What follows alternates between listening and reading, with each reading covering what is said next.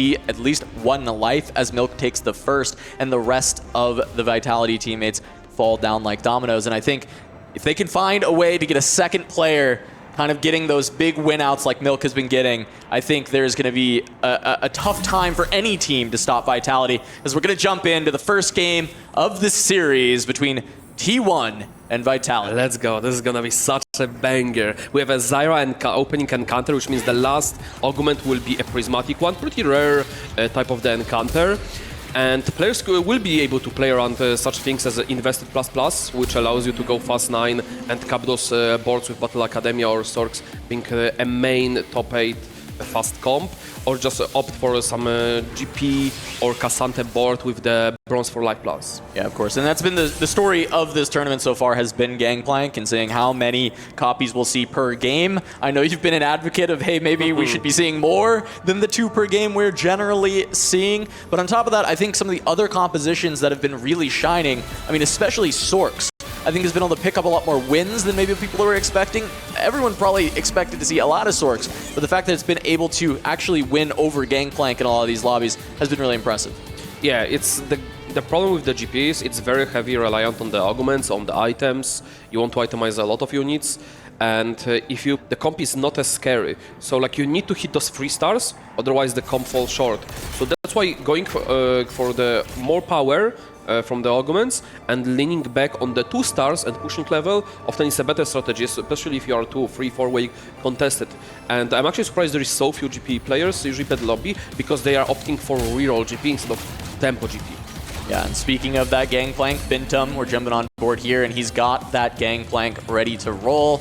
We'll see about the itemization that he's able to find for the early stages of the game, and also seeing a Crystal Gambit Crest, but solo leveling on the other side. Yeah.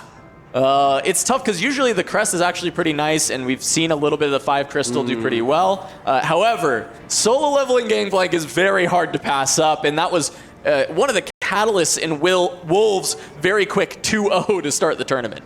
Yeah, like having solo leveling is when having already GP is such a massive advantage, especially if you can find a slam behind it.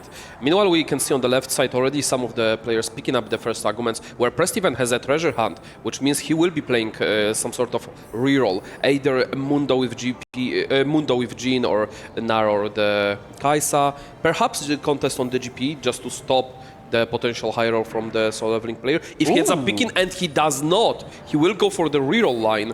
Yeah, too much value instead. Just going to try and ensure a bunch of rerolls to find the Gangplank, and Crazy Moving has 4 copies of Gangplank right out the gates, and Midas Touch is available. Not quite the stretchy arms, but still going to increase the econ quite a bit. Crazy Moving in an insane position to start the day. And we said this was a carry player for T1 going in, so I think they're very happy to hand the reins off to Crazy Moving to try and run away with it once again. Hitting from 2-3 GP is a very impressive thing to do.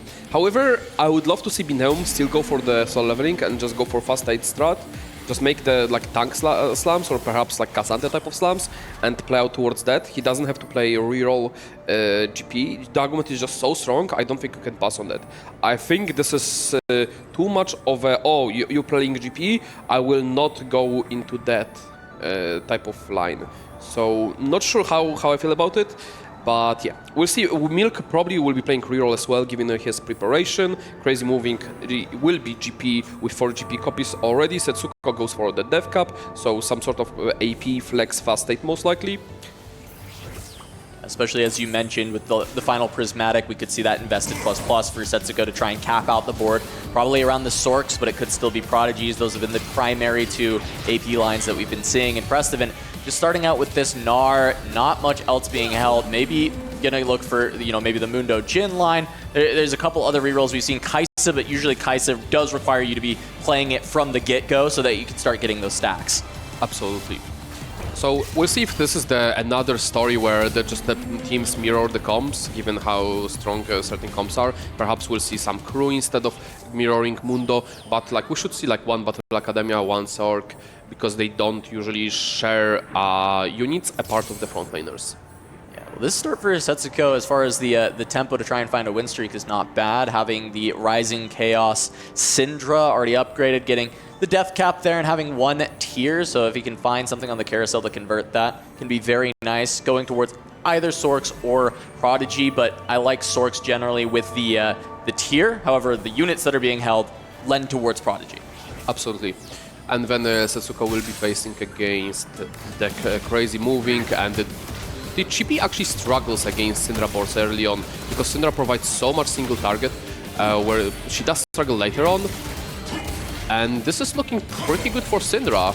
She gets the steel scaling. Oh, one more cast. Raising Chaos. One more cast. Oh, Setsuko's going to lose that, and that's tough because we're just going to see Crazy Moving run away with this full streak on the stage, and the only other player that's streaking right now is SCSC. So Vitality not able to get the win streaks to start the game off. They're going to be at a disadvantage of life right out of stage 2.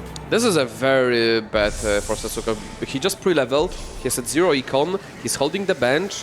He'll probably start making 10 at a run before the creeps. So fast state, if there is no reduce from the creeps, might be pretty rough, given that he took the component augment on 2-1. Yeah, might need that bailout from the Prismatic to try and turn things around towards the end. Taking stock of some of these other boards. We're jumping on with SCSC and how he's been able to win streak so far. Angling towards Sorks, holding on to these Luxes on bench. Slammed a Shojin as well, and also just had the Syndra 2 with an upgraded front line. So very similar board to Setsuko. However, you know, more items for the front line to buy more time for the Syndra. And it didn't have to face Crazy Moving yet, so there's a possibility that both T1 players will be able to full streak. And at the bottom of the streaks as well, right, Prestivan on the 3 loss, but also Bintum and Dunizuni on the 3 loss, and with the mixed streaks in between, it's the rest of the Vitality players. Absolutely. We still don't know what Bintum is going to be playing, Dunizuni and Milk. Bintum will be, yeah, we see the Bintum board will be getting grieved by the Prest event, and he will be playing some sort of reroll, probably Mundo.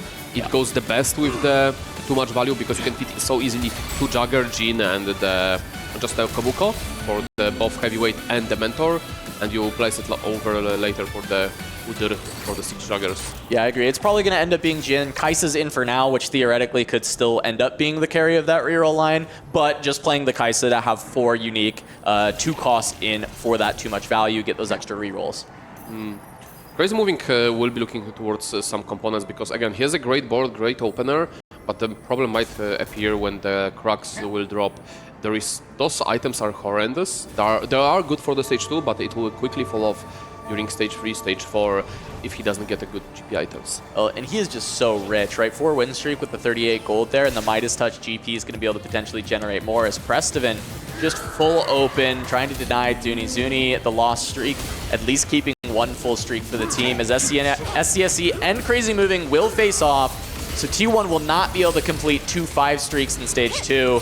However, it looks like it will be Crazy Moving that will take the loss. SCSC actually going to be able to hold on to the win streak, and honestly, he needed it a little bit more. He was at 19 gold going into that round, and I think Crazy Moving at 40 gold can still kind of make up for losing the streak with the just base economy that is there, and the Midas Touch Gangplank. This is a pivotal turn, because if there is no extra gold from the cracks, the fast 8 players will struggle heavily.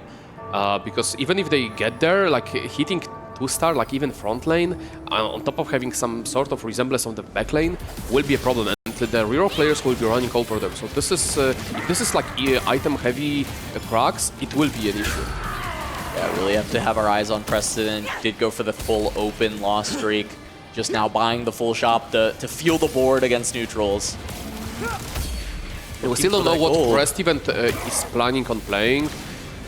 The components could indicate the GP contest. We have Eon, we have half Rageblade. Could be Hodge as well, Slam. Yeah, I would be surprised if Prest event doesn't go for GP contest here. The components are good enough. The only other thing I'm seeing is going towards Fast 8 and All Out Cassante, which we saw not much from these teams. I think a little bit from T1, but we saw a lot of other teams starting to play more towards that All Out Cassante. So I think there is, at least with the items, there is that as an option, but I also like because there didn't seem to be a Gangplank player for Vitality yet, Prestivan potentially kind of forcing his way into that line because the itemization is good. Yeah, we see that Crazy Moving did find at the end bow, so he can actually support the GP with the 2 items, which should be a good stabilization tool for the throughout the stage 3. The arguments, like the best out for the both of the teams, I think that would be like silver arguments for the Vitality and the gold arguments for the T1, given the if they can keep up the tempo. Oh, it will be Prismatic. Yeah, so we're going to get 2 Prismatics in a row, right? Because the last one should be as well for the Zyra. And Prestivan picks up the Masterwork upgrade.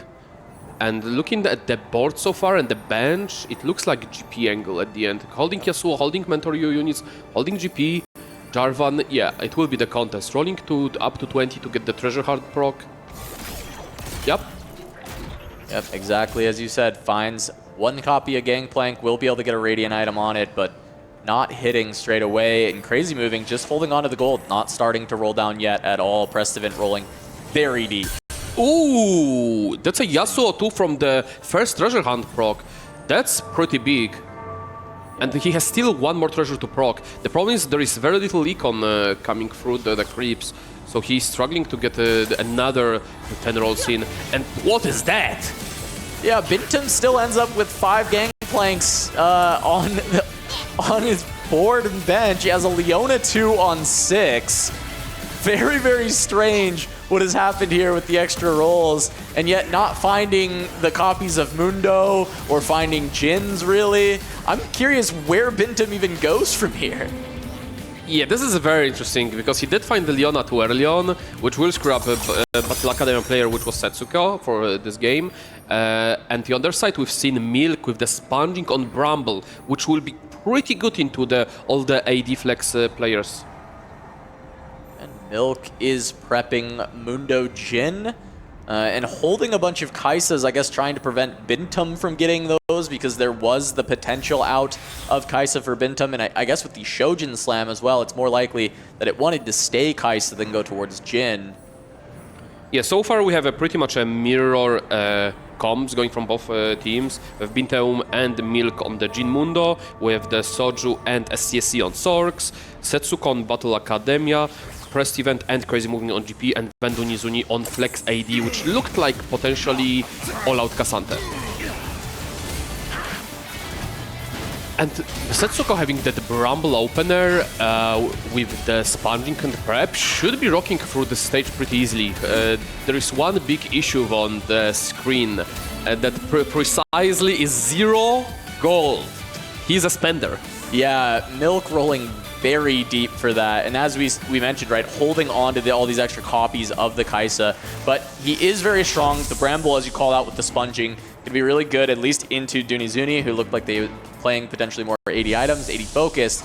Looking at the 4 costs, Dunizuni is able to get a Cassante. You said he was angling potentially for all-out Cassante, so getting that for free off this carousel is massive. Now it's the matter if you have to tailor the power-up by placing it first on the unit similar to being an attack fighter, and then you go for the Cassante, and he might miss. That does happen. And if you put all your eggs into that basket, and if it doesn't hatch, oh boy, it's a problem. Yeah, we'll have to see if he does get to hit, as Setsuko's board still looking towards the potential prodigies. This is so cool. So what happens with the Rabadon augment? Each Rabadon stacks. Every few takedowns, every 4 takedowns, I believe, you get an extra AP for the unit. And the more Rabadons you have, the more stack. And they don't get retrospect stacks, but they get fresh one whenever you equip them, and they will keep the stacks. So this is a really cool thing to see. Yeah, it's really nice. We saw the rod overflow, basically getting a ton of rods to make 2 more death caps than the first death cap that was there for Setsuko. So being able to get all those stacks, there is a lot of win-out potential there for Setsuko because he can get so much of that extra AP. However, he was looking on that Prodigy track, and we did see a lot of those Leonas already out of the pool. So look what happens here, because this is very smart what Vitality is doing. Vitality has 2 players that are playing AP, and two of them are playing AD. Milk will be sponging out the Bramble, where T1 has a 3 AD players and only 1 AP player. So Milk is the one that's supposed to keep the HP high to later just suck it to the teammates potentially. And the Bramble will be very effective against opponents while not being that effective against teammates. So it will be like a sucking to a teammate without having to use the remover. It's big. Being able to save those removers for the end game is critical. Soju now is going to just transfer items over to an Ahri, is going towards the Sorcerers, as we saw that Setso, of course, going towards the Prodigies. Both of them going to be looking for that level 8, trying to pick up as much as they can. As we look at Crazy moving, still only on 4 gangplanks and has pushed to 7, so not going to stay on 6 and re-roll like we've seen so many players do before. You'll see that Milk is designated to just be a player that holds everything and plays defense. We see that Kai'Sa being held, that Bintom desperately wants, while going for the Jhin himself. Like, this is not the game where we'll see probably Mundo free, Jhin free. Like, this will end probably on just being level 6, rolling and holding the units from opponent Milk, and Milk is supposed to go 7th, ideally 6th this game. Yeah, and I mean, as you said, holding on to HP, right? Milk is definitely doing that. He's very high HP at the moment. He's still winning these rounds. The Bramble paying dividends. That was even into the AP player, right? So that was not even quite exactly where he wants to hit, and he's still being able to find the win. Meanwhile, Prestivant has now fallen very low, still only on 1 gangplank, and he's just now rebuilt his econ trying to play around this Yasuo that was dropped off of the treasure hunt. Yeah, the issue was there was not much gold coming off the cracks, so he couldn't get easily the second proc of the treasure hunt. So he needed to build up econ to make sure he can proc the treasure hunt on stage 4 as well, on tempo to get strong, get the GP2, get that stabilization. With Yasuo too, if he is able to find items for both Yasuo and GP and for Mentor, he should be able to stabilize. But I believe Prestivant has to go 7 to find that Mentors, while he has already that Yasuo too. Yeah, big roll down for Dunizuni. He ends up finding the Akali to Oh end the my Cassandra. God! He's hitting everything that he needs immediately on this 3-5 roll down. Invested paying Found dividends all out there. on the first hit. Well, talented. Yeah, and we'll have to see how the itemization pans out for Dunizuni when he starts to get those slams in, but hitting both of the main carries for the composition, hitting the all-out. No combat from his augments, it's all economy, so could potentially lose due to that, but he is Items were so much though. stronger. This is okay. I don't know about the TG slam.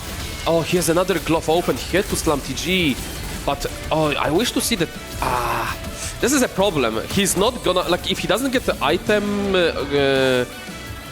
on the 4-2, or there is not good items coming from the creeps, it might be an issue. However, it was 3-5 roll down. Keep that in mind. And his full upgraded board. He will not be bleeding out anymore. No, he is definitely going to win for at least a little bit here. Now, of course, because of the double Prismatic, the game's economy is a bit messy. It's a bit crazy as we get another invested pickup by SCSC. You were talking about the invested plus for the Fast 8 players. So SCSC is actually going to be first to the roll down looking for the Sorks, trying to find those Karmas and the Jarvans.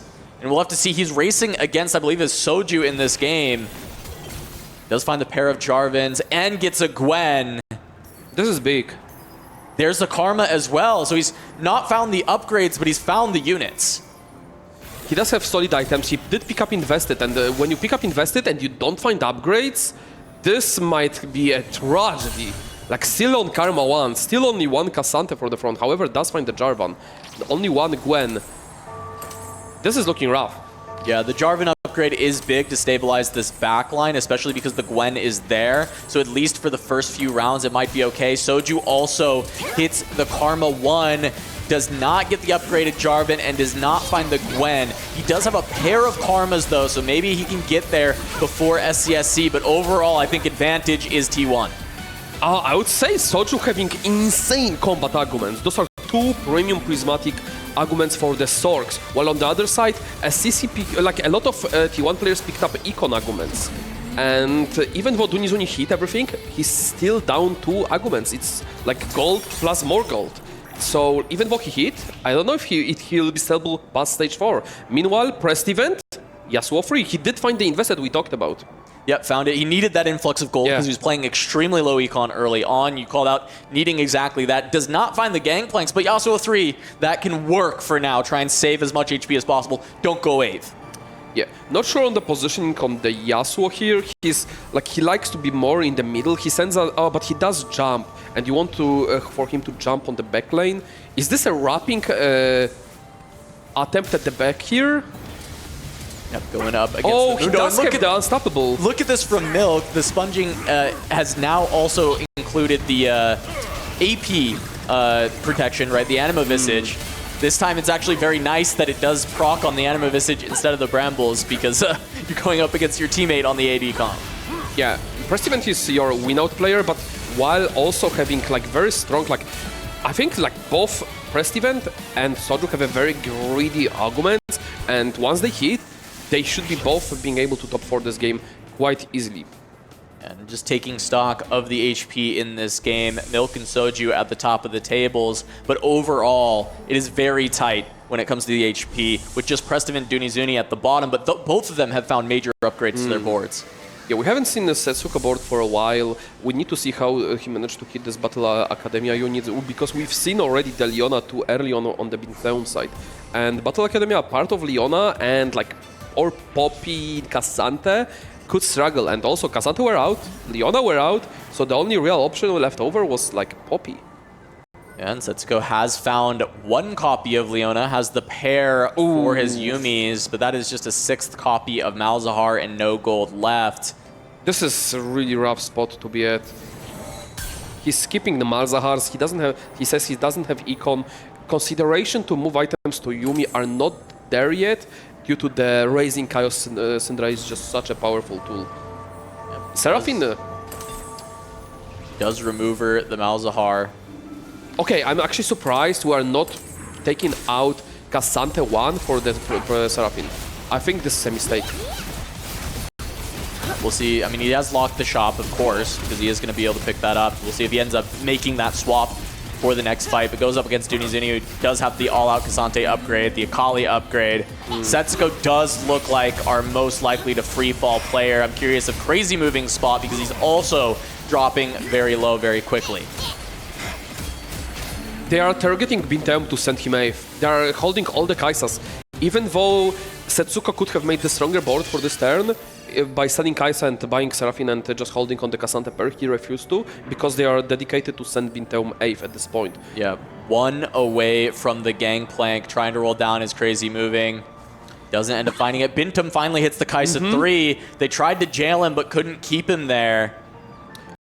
They bought enough time, though, is the big question. Look at his arguments. Like, he did find Max Cap, which does influence with the massive econ, and getting that extra phone, and like pretty much having 2 econ arguments. Will it be enough? There is like the belt overflow, which should have front lane, but this Kaisa did not scale much. Been almost on the downfall throughout pretty much the stage 3, so I think there is the window of stabilization is already not there. And yeah, SCSC just damaging his own. Yeah, SCSC having upgraded Gwen as well as the Karma and the Jarvan. So SCSC has hit everything that he needs to potentially even win out this game. So Bintam may just have to be a sacrifice at this point for T1. Yeah, absolutely. The problem is that Setsuko is not unable to find stabilization, and he pretty much won't be able to unless the Leona 2 or the Yumi 2 comes. He picked up an Egon argument, which was supposed to stabilize him. We see that invested is pretty much the story of this game on the last argument, and that's why like there was a bit more fast 8 players than it usually should be, because the players were playing around that out.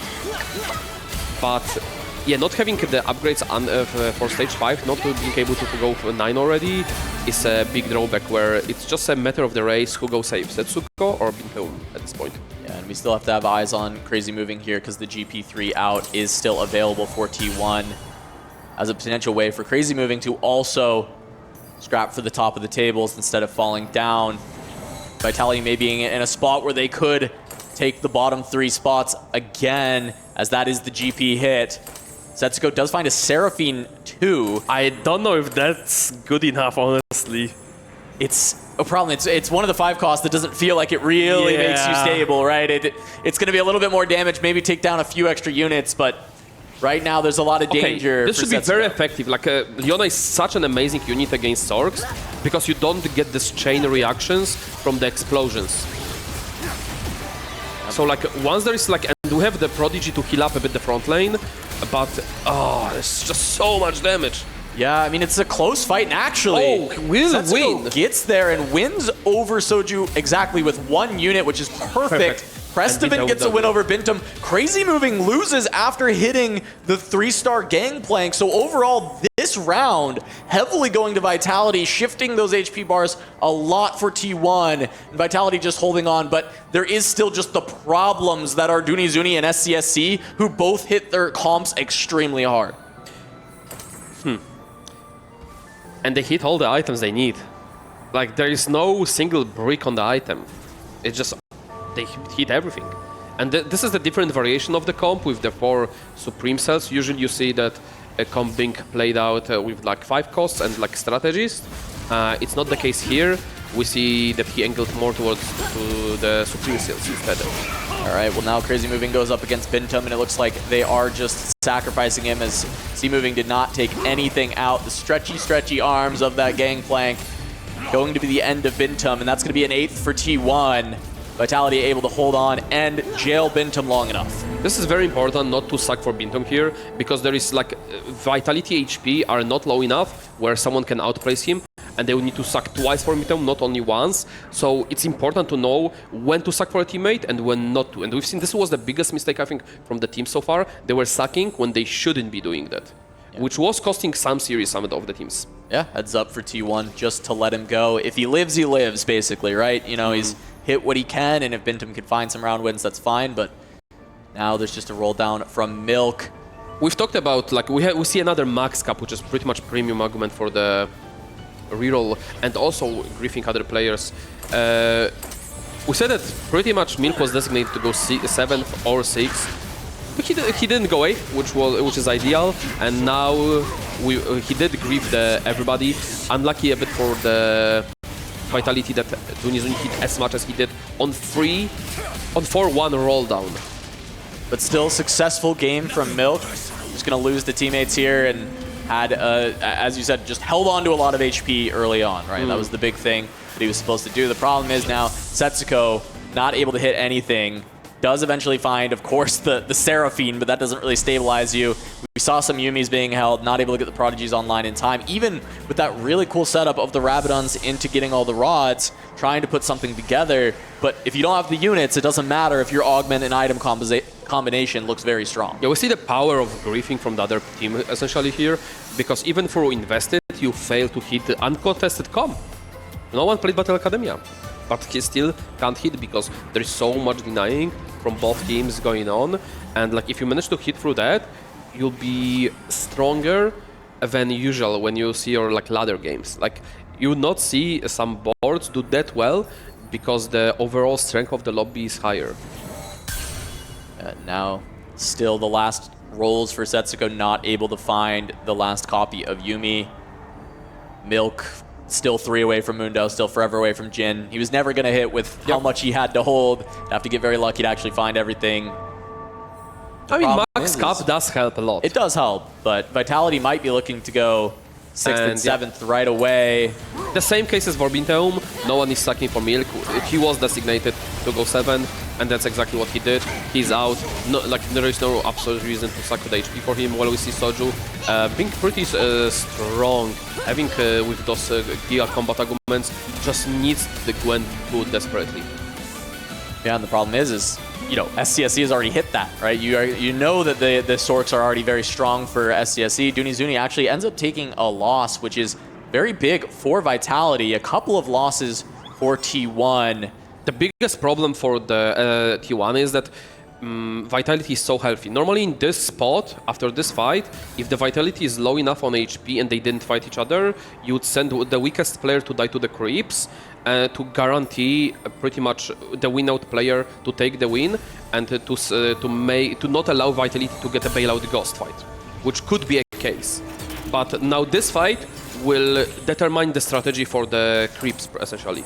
And meanwhile, just taking a look at Dunizuni, who had pumped up to level 10, finds a Twisted Fate 2, really looking to maximum cap out his board, and that explains kind of the loss. He was saving up to go 10, try and finish this game out, as SCSC is going to find the win over Soju in the Sorks battle. Crazy Moving going to beat Prestivan. It is a struggle for Vitality. And this is what I was exactly talking about. This could be a sell board from the weakest of the T1 players that already faced and is in the matchmaking of Soju or Prestivan. Then this, if the Soju and Prestivan didn't face each other and they are in each other pool, it would guarantee facing them and just knocking one another, and this would make Vitality T1 win the first game. Yeah, and it seems tough for Soju and Prestivan anyways to figure this out, right? They need to win out from here, try and make this happen. Pair of Jarvans for Soju, only the one copy of Gwen. 10 gold in the dream here to try and upgrade this board as much as possible, but we know Dunizuni is likely to run away with the win. Prestivan at least finding one more upgrade with the Kabuko 3. Getting this last treasure chest, does get a Zyra 2 off of that. Yeah, I'm curious what's the matchmaking and who has whom in the pool, if the Vitality already faced a Ghost before this fight, but I believe they both lost. So T1 was getting the one getting the Ghost. So now Vitality has 2 chances to get a Ghost and the other player winning. So this is very risky, allowing this to be 5-player lobby still. SCSC versus Prestivan. It's like, oh no, it's Soju versus Prestivan here. Yeah, they still face each other, so it's over. They face each other, and that will just end the game because I don't think either of them have enough life to survive here. 10 and 12. Prestivan gonna go down. That's gonna be 3 in the bot for Vitality, and T1 is gonna take game 1. I think this has to be an oversight from T1. Not like they knew the matchmaking. They knew they could, Vitality can get a Ghost, and they still didn't send one player to die to creeps.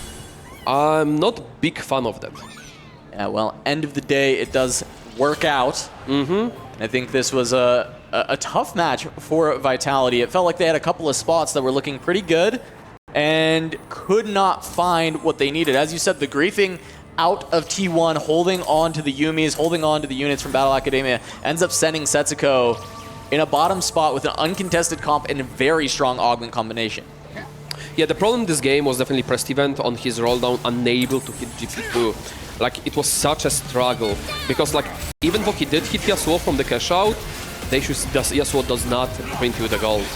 And he's actually weaker unit without 4 mentor than the GP2. So this was pretty much the story of the fall for the Prestivan, even though he was potentially having the best spot out of all the Vitality. Yeah, and from there he ends up having to just kind of cook up a board where he's playing the Yone 2 that he found instead of actually playing around the 3 stars, playing around the Gangplank, because you're never able to find it.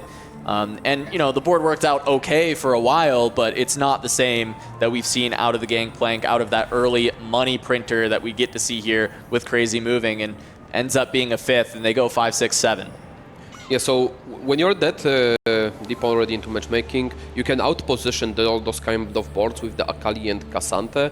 Like Akali having the precise jump range, jumping guaranteed to be 4 hexes away, so you can always dodge her if you know where the opponent puts her. And there will be some last fights going on. Dunizuni facing Soju's Sorg board. We'll see if it's strong enough to take down level 8 board. However, with a very strong augments. Yeah, of course, pushing to 10, trying to cap out, but you called it out earlier. Soju's augments with this Sorks comp, incredibly strong, even taking down that very capped Dunizuni board at level 10. So you see how here this is the matchmaking that actually could have saved Vitality, because they didn't guarantee the matchmaking between them. If they got Ghost, one of them, they are actually win out the lobby. This is such a close series. It doesn't look like so at the end, but this was a matchmaking div after the creeps. I agree. I mean, it's looked like this in a lot of Vitality losses, right? They basically have all the HP incredibly low, and then they drop at the very last second, and it's just a matter of inches to actually get there. And yeah, I mean, as you said, right, Prestivan gets a Ghost, he lives, they take out 1 or 2 more players and Soju wins out the lobby, I mean, that's it, right? That's a game for Vitality instead. But it's just not the case. T1 does end up getting lucky with Soju facing Prestivan, taking him out because Soju has the strongest board. Yeah, acute usage of the remover here, guaranteed the Gwen getting the value of the sponging. So remover before the fight, put the items back when the fight starts.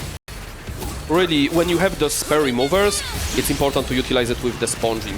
The downside of the argument is, like, you need to sometimes suck it for the teams, so you don't have that. But at the end, Crazy Moving will take down the Soju's board. This is a matter of the positioning. You can out-position here, but like it didn't matter for the Soju. Like, already lost his team, so he didn't sweat the positioning at the end. Of course, and Gangplank still strong enough to take it down with proper positioning at the end, and T1 is going to pick up that first game, and this is still kind of what we expected out of this series, it to be very close, back and forth.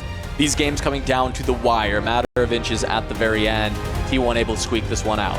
Yeah, we've seen how much econ teams were picking up from those arguments just to make sure they hit, and they still didn't. Wonder if they avoided picking up the econ arguments and went for more power, like I'm looking at Setsuko here, if it would turn differently. Because he would still not hit, but it could stabilize him for like round longer, 2 rounds longer, just leave damage the T1 and perhaps leave a bit. Oh yeah, I mean, exactly.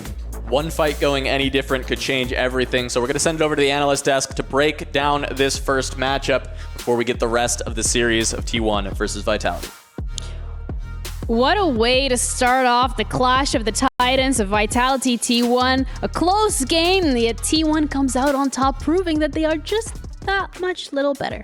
Yeah, I think it came down to little things in the end. I mean, Team Vitality, bit of a team kill. Was it a big difference right at the end? You know, we heard the casters say, like, the matchmaking right at the end with Soju unfortunately taking out his teammate. It did happen yesterday as well against Twisted Minds, so it doesn't seem like the luck is on their side at the moment, but I think Vitality, again, Crazy Moving with that first place, the new player for T1, shining bright. Yeah, he won the GP battle again, good early with too much value, getting the GP in place and playing well, because actually he was able to roll in intervals, didn't try to risk it all on leveling, and Preston was the one contesting him.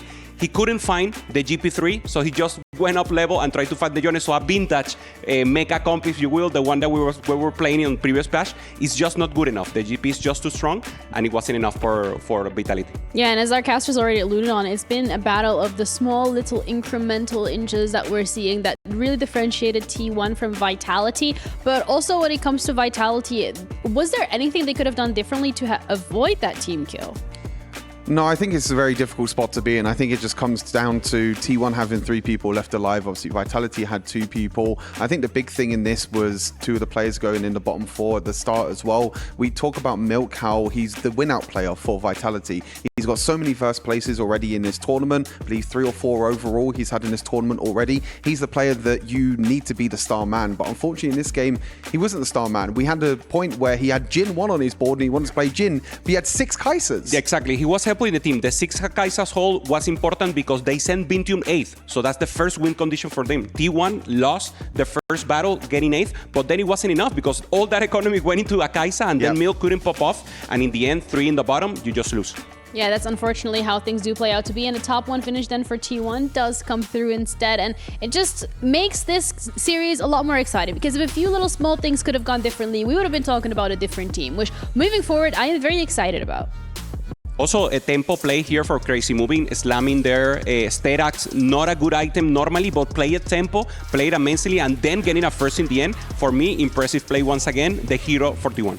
Yeah, 2Trick as well, helping him out, helping him get that GP2 in the early game is definitely going to help out. I mean, in terms of economy as well, we saw players taking invested plus as well in this game. Setsuko and SCSC both taking it to try and hit their roll down. SCSC didn't hit initially, but did hit eventually. Setsuko unfortunately missing, but in the end, even with all them Kaisers being held as well, we saw as well Bintum hitting a Leona 2 at level 6, which was a little bit crazy. The new Bastion Kaiser comp. Yeah, exactly. So I think it was a difficult spot for him because, of course, you want to take the Leonas because you're denying away from Setsuko as well, who's playing the Prodigy. But at the same time, Leona is not the same as a Dr. Mundo. Yeah, Leona has a sword and a shield, but Mundo has a briefcase. I think a briefcase beats the sword and the shield from Leona as well. In what world? But yes, in you're the TFT world, in the TFT world, it does. Yeah, put him in a difficult spot. On the other hand, Soyu doing good, playing Swords, winning the battle against SCSC there with the Karma. So good, impressive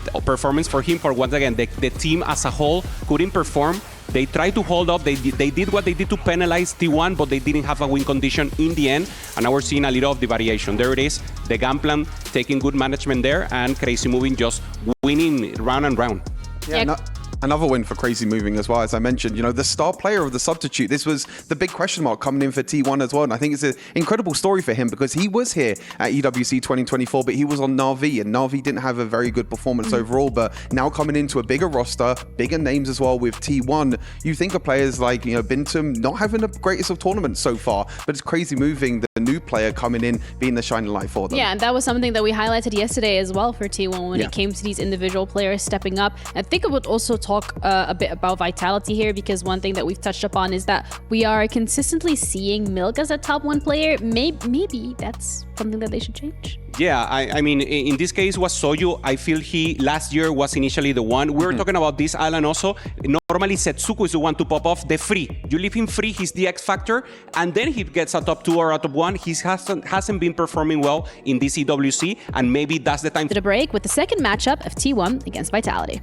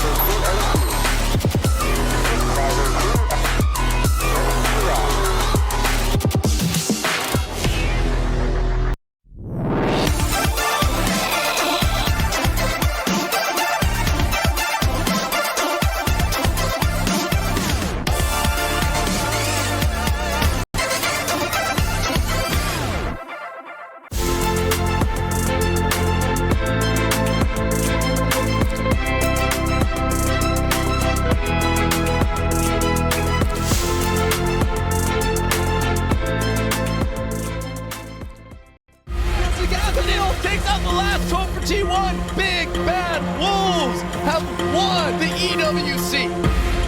저희가 지난 EWC에서 울브스한테 결승전에서 아쉽게 패했었는데 사실 그 당시에 준비가 잘 돼 있던 상태라고 생각을 했고 울브스가 그 당시에 정보가 많이 없던 팀이긴 해서 복병 예상 외에 이제 복병으로 치고 올라와서 당한 느낌이 있었지만 이번에는 이제 더 파악이 된 만큼 우승까지 해보도록 하겠습니다.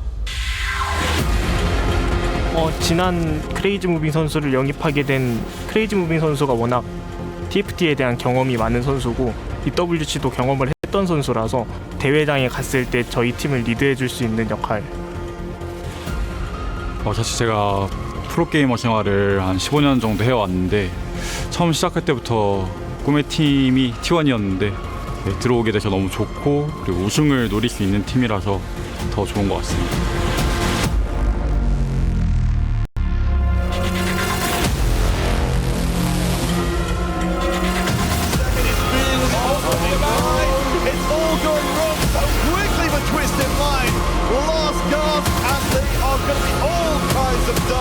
사실 이번 EWC TFT 대회가 팀전으로 열리는데 제가 그 전에 팀 게임을 좀 많이 경험했다 보니까 뭐 콜적이나 아니면 브리핑 같은 부분에서 도움이 좀 많이 되고 있는 것 같습니다.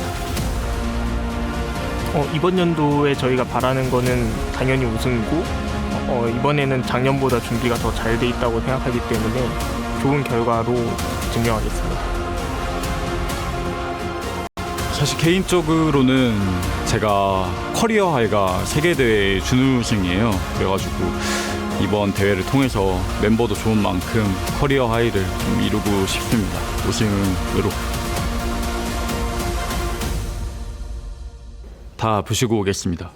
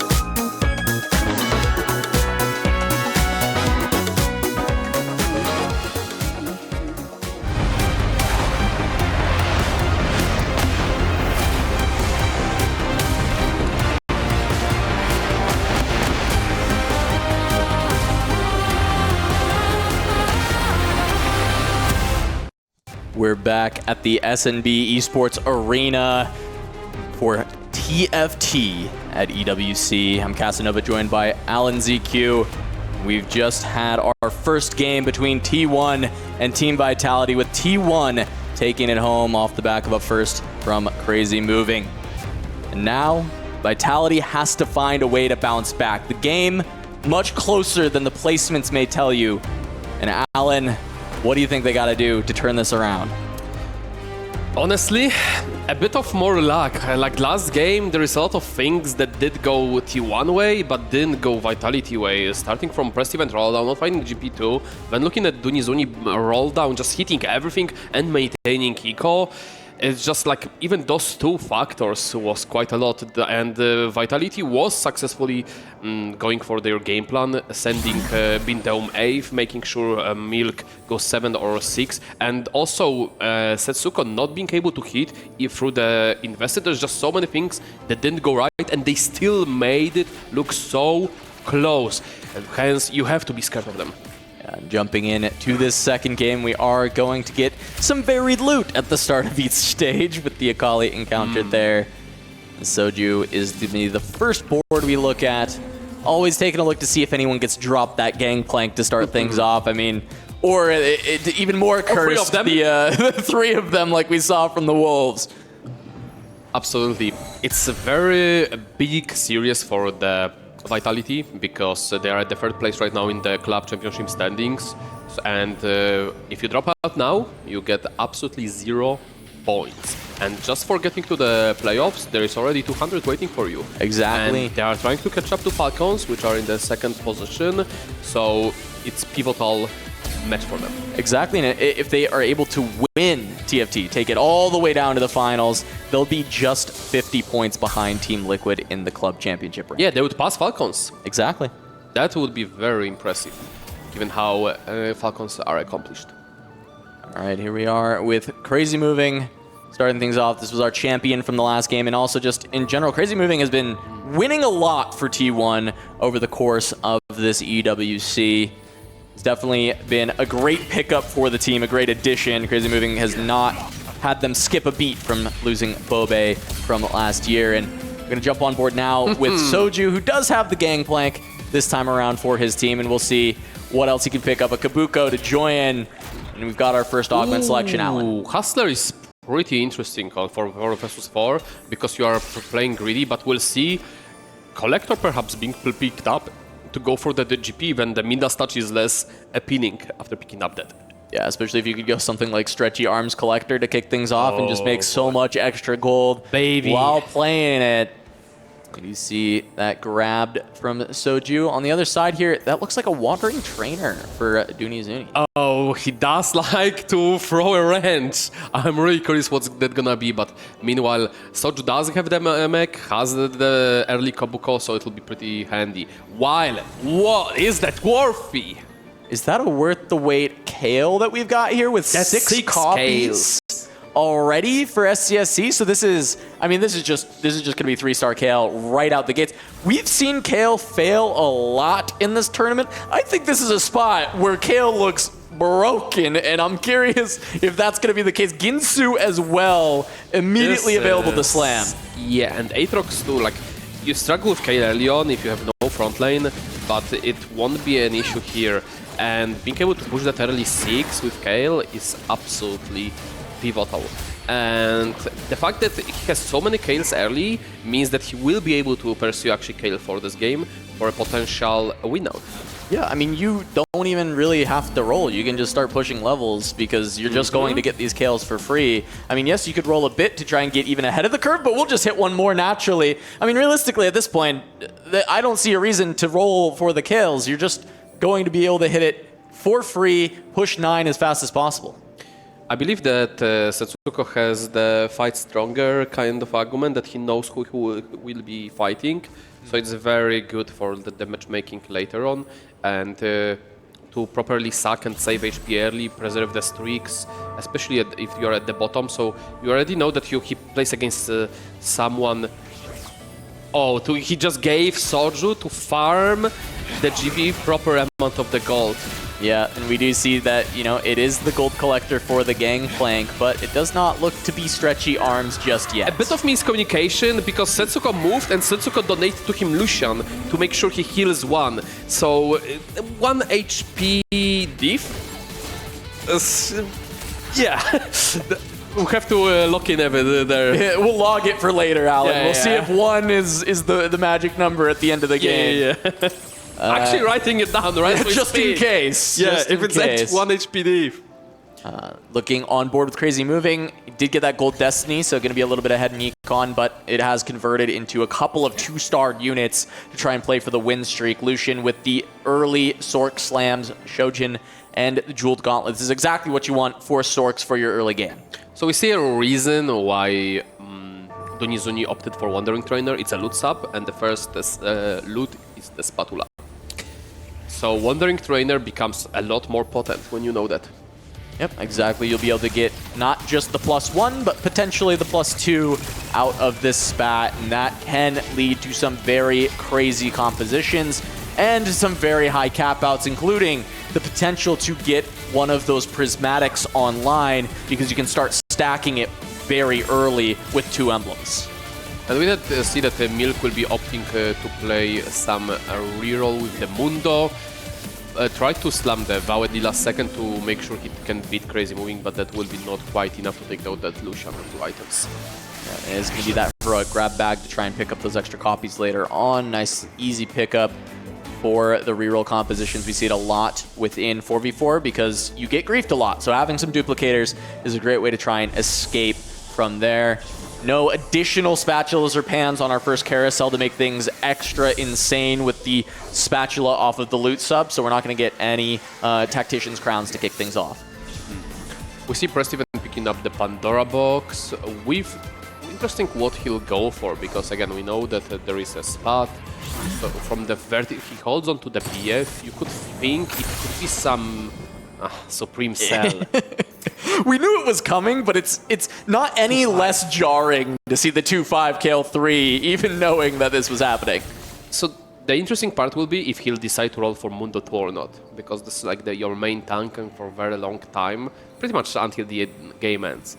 So you either roll on 6 or you roll on 8 with the comp, depends how stable he is. But given that he has already 8 rocks, if he finds like 1 more upgrade for the front, he might just sit until 8. Yeah, I mean, you natural the Zac 2 and then just call it good. I think that could be easily the way that we see SCSC go, and especially just having already, the Rage Blade. You already have the best item that you need for your carry. You can start to even potentially put items on the front line because level 6 KL3 with a Rage Blade is going to be enough damage for stage 3. Yeah, we see from Intome having the Keepers with the Rage Blade Slam, which could indicate playing the GP holds. However, 2 Kaisas still, so could be either. While we see finally, oh god, that is Prodigy, Heavyweight. This is insane Battle Academia 1, because you can just play the Jace for the Heavyweight instead of Rakan and get for free Heavyweight while playing 5 Prodigy. And while maintaining the streak, this is such a good spot. And having the spot to slam just the Battle Academia. So this is potentially 7 Battle Academia, 5 Prodigy kind of board coming from the Donizuni. Yeah, and that is one of the crazier cap outs you can do with Prodigy, is getting the 7-5 split on it. It's just way too much power on that Yuumi, being able to have both of those traits fully online. Absolutely. So we already see there are from both teams we have the GP player, Bintam Soju. We have also Kale from SCSC, Milk playing for the Mundo, probably might be contested by the CSC, depends if he rolls down or not. Crazy Moving is going for the Sorks. We still have to yet see what Prestivent and Setsuko goes towards.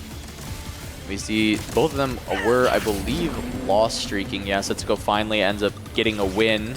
Not exactly. I think I'm against Setsuko because the Setsuko lost the streak. Yeah, that's probably Prestiven does get the full loss streak. Donizuni on the 5 streak, Crazy Moving, lost the first round, but then 4 streaks from there. So once again, kind of favor of T1 out of stage 2. Soju and Milk both not able to streak, but at least held on to a good amount of HP. Yeah, so a part of the Soju spot, I think it's looking pretty grim so far. Donizuni has crazy spot while maintaining the streak. Milk did find the natural gene, which is very helpful, and that spot will probably try to convert to some Luchador or the Rave perhaps, maybe Juggernaut, depends how is his reforged situation. Does have the small Nico to help out the Suriro. No, that he actually used it for Mundo, I believe that's what he got from the Hero Grabback leftover. And then Setsuko goes for like something looking like Sork, I believe. Yeah, looks to be Sork. Seeing the items on the bench as well, does have the ability to slam the Shojin and should be able to go for a GG to join it. Oh, that's a very interesting slam. He goes for the Soul Fighter plus one. Given that the argument will help him, he can actually cash out potentially. I think they're in such a bad spot, he has to make a Hail Mary play. I think they know that. They look at the T1 spot, and I like it. Right. I mean, we'll see if he can go for a Soul Fighter cash out. We talked about this as maybe the Prismatic that is most likely able to be cashed out because you can find some wins off of your own teammates as well throughout the game once you get it online. And there's the +1 already for Setsuko. We'll see if that ends up being the direction. I mean, of course, you are slamming a Soul Fighter +1, so realistically, we have to expect some amount of Soul Fighters. Feature cancel for the Soju. There was some premium ones, know your enemy, second win and like last second save, and he still just insta-click. Oh wow, and he already finds it. He has also like, sitting already on the Yasuo too, having Kobuko, just needs a rise and he's being chilling. I think Vitality needed this. It seemed like T1 were getting some spots that were feeling pretty tough for Vitality to have to overcome, especially with that kill. 3 coming in so early and having a lot of potential to cap out with the 4-star Kale. And Soju now getting the Gangplank online is definitely a way for Vitality to get back into this. Absolutely. The items are not very optimal. However, it's good enough for the stage, having GP2, having the upgrades. And he's just making sure the proper positioning goes into the potential teammates to farm maximum. Yep, goes into Setsuko, so they would have known that this was coming due to Setsuko's augment. Yep. And they just donated the right side for the Setsuko to make sure he kills the most to preserve the HP. We really love the augment utilization. This time, they made the correct use of it. Yep. They maximized it. So still only -1. Holy, look at this gold galore. Yeah, that is so much that Soju was able to farm. He dug down below 30, and before the round is over, he's back above 40. So this is we see what was the missing piece for Oppressed event last game, not having the itemized GP because he couldn't find GP2 and wasn't able to build up that econ back as we see this game for Soju. Yeah, and you mentioned that Luchador emblem might getting slammed. Yesterday, we actually saw this composition not put the Luchador emblem onto Jin, and I remember backstage you telling me you felt it was a mistake. Yes, and so we are seeing this immediately. Yes, this is Beast Jin. Not putting Luchador on Jin is a mistake. There is no play around it. Because it's essentially better Eon. It heals you up, it gives you ID, it's just... You need that protection, because when the Mundo procs, the units go to the backline, and Jin is just, well, I guess I die. And the Luchador emblem is a good play around it. Yeah, there we go. And here's a couple more Soul Fighters found for Setsuko. He rolled down to 0. Rolled to 0, trying to maybe find some wins now that he's going to be fighting against T1 members at the top of the table since he already fought Soju. It's potential that is looking for that. I'm curious if Setsuko's going to actually start winning some of these fights, though. As Dooney's going to be still on the 7 streak. Soju going to try and break it, and I think this GP might be strong enough to do so. I mean, is there some tech with looks maybe reroll? I don't know. I have no idea. I don't have an immediate explanation other than Setsuko trying to contest. I mean, we know, look at the top of the tables, right? It's Soju and then all of T1. Yeah. The way the augment works is he's just going to fight T1 players. So maybe he's just trying to beat some T1 players, but I don't know. It seems kind of suspect. And Setsuko continuously losing after having rolled down to 0. This is not looking very good for the... Even though Setsuko's a crazy good start, Mundo does the Milk doesn't have that good of a win-out spot. Setsuko looks like he's going AF, and then Rest event also doesn't have an amazing spot. It looks rather grim. Like Setsuko Prest event goes for the looks like Sorks, I believe. Yeah, those items. I mean, it really just kind of has to be Sorks. I'm surprised. surprised that Setso couldn't go either towards Battle Academia or just slam the strategies, go for the Sorks. Or, again, the Battle Academy and decided to slam Soul Fighter. If this was his line to just roll down, I guess he wanted to try to preserve the HP and not go AF. But like, look at the HP from the T1. Are you really saving anything? Like, you are not still losing fights. Not really. And I mean, looking here, SCSC actually gets to slam the Wraith emblem, and I think 6 Wraith with the level 9 Kale is really crazy. It just helps out the front line a bit, but also it's actually just a lot of extra damage that comes out from the level 9 Kale. The key unit is essentially Cassandra, so he will be rolling on 8 most likely to find that Cassandra 2 before he goes to 9. Meanwhile, on the other side, Bintum now grabs Cassante. This is Supreme Cell Cassante. We've seen this before. Supreme Cell all Cassante. There are items on the Kaisa that can go over to Cassante as well. So there is a pretty good setup for Bintum to go towards that composition, though he is also pretty broke. Yeah, he's re-rolling Kaisa, I believe. He's like 6'10". He will just re-roll Kaisa at the end, I think, and play for the Protectors. Which is a kind of interesting comp. While Soju sitting on the 60, just slow rolling 50. Meanwhile, Prestiven does find the Karma, does have a premium item, literally Giga Astral Beast items with the Pandora. Now just needs to find more front. And yeah, just hit. Actually, if the Prestiven hits, like 1 Gwen, Karma 2, he can win. Any front lane. Like the comp can use any front lane, literally. Yes, but he can definitely win with this itemization, this item setup. He's already got 1 combat aug, best friends. It's not the most premium for this comp, but it's fine, right? It's going to give some good value. Yeah, it gives you also armor, which is really good into 80 flex. But he can potentially even, because his economy is quite good, he can even go 3rd combat aug on 4-2 and really set himself up to win the game. I'm not sure about the 50 is on 7, 3, 6. It's not that good for. He can't for 1 it. He has to for 2. No, true. Unless there is a lot of econ coming on the creeps. It is loot sub as well, right? So we could just see big influx of gold from that. So they hope just Prestiven twins, I believe. They don't want your like essentially 2nd strongest player to lose HP here to the milk. And that's what will happen. It's gonna happen, yeah. There's the Lucha proc and a good from loss. the Jin. 4 unit loss. Soju at the top of the tables, win streaking after getting that Gangplank online. Really good hits, and win streaking after that. He's been able to recover his econ very well, but he does look like finally lose a matchup. T1 having very optimal losses. Since Soju it looks like being uncontested GP, he decided to roll on 7 instead. Yeah, ends up getting a double GP shop. Pretty nice for Soju.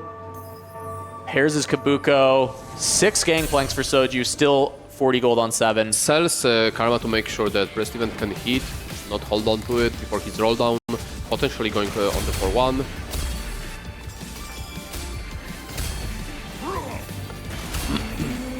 Milk, 5 copies of Mundo as well. Milk actually might be able to hit his composition this time. He actually has econ. A fish. Fish for the loot sub, so no help for anybody. Digging deep on the Soju side, holding the Cassantes. There's another Gangplank. Another Kabuko solves the Cassante. While grabbing some Karmas. I wonder if Prestiven hit already, or isn't rolling yet. I think he doesn't roll yet. I think he's 4-2. Like, he's at 50 gold still, so he's holding them until the Prestiven rolls. Meanwhile, Crazy Moving sent it to 0 and was on the Sork's track, so that makes sense for Soju to pick up these Karmas. Likely can look to sell next round when Prestiven goes for his roll down. TP takes a bit of a beating at the early, but procs Eon, and Yasuo finds his way to the backline, straight to the Jin. Even though Lucha are procs, it's just not enough to stay alive, and will be finding another victim against their own teammate. Yeah, and I mean, Milk at this point, his job against at least Soju and Prestiven is to get beat up. He's really not... Not really, because he, like, if it was the case, he would roll to 0, trying to hit and stabilize. I think Milk, they are thinking the Milk can stabilize after he hits, so he's slow rolling. If he was designated to go bottom and just try to go 7th or 6th, he would roll to 0 already. He wouldn't be slow rolling. All right, Prestiven rolling down, does hit the Jarvan immediately. Does not have a pair of Karmas yet, but has the singular copy. Question is if Soju sold on time, or if he was still holding on those Karmas. But I believe they wouldn't do such a mistake. This is rough. Also holding Kabuko here, so Soju can't... This is a bit shaky. You do not hold here Kabuko. Also, like, Milk holding Kabuko? Why are they denying the Soju? Yeah, not sure. I think there was... Was there Kabuko on the other not really. side? It's just Bintum, the other side maybe? is Bintum was potentially Kaisa, looking. Kale, Sork, and the Battle Academia. There was no real hunger for Kabuko from the P1. Well, Milk does end up hitting the Jin 3, 6 copies of Mundo, and is holding a lot of those Kaisas away from Bintum. And we see that SCSC is attempting to go 9, picked up the 5 cost from the Augment, and will be able to finds be winning, Varus. go to rolling match, I believe. Oh, is that... Oh, he got the Varus. Found the Varus, so he's going for 6 Wraith, going towards level 9. I mean, as I was saying, this comp is very scary when you can get level 9, 6 Wraith with the 3-star. 5 cost he needs for the comp. He didn't whiff. Yeah. Donizoni is a prodigy today. Full hit. He's immune. He's 9. It's SCSC. Has gone 9. Wow. This is potent. He just misses Cassante, but like having early Braum when you are winning, like this is a lot of HP. And what's the power up that we've got on this Kale? Does he have the 4-star on 5-2? Not certain, but like Hero's Arc would be the best. Yeah, we don't know. We don't have the... I don't see the double strike. It's not proccing. Yeah, it doesn't look like any double strikes here. And I don't think it's ramping up as well, so it's probably something between here, like the final form or maybe the Hero's Arc. And that's a Mundo free for the Milk. Yeah, he's hit everything. Okay, you were saying they didn't feel like they wanted to sacrifice Milk. He still felt like he could hit and stabilize, and he's done so. He's found both of his upgrades. Like, they can't have Pressed Event and Milk at this low HP. You cannot sack the player when he's that low. He had to go for the stabilization. And then Pressed Event still at the Karma 1 with the Tesla coil.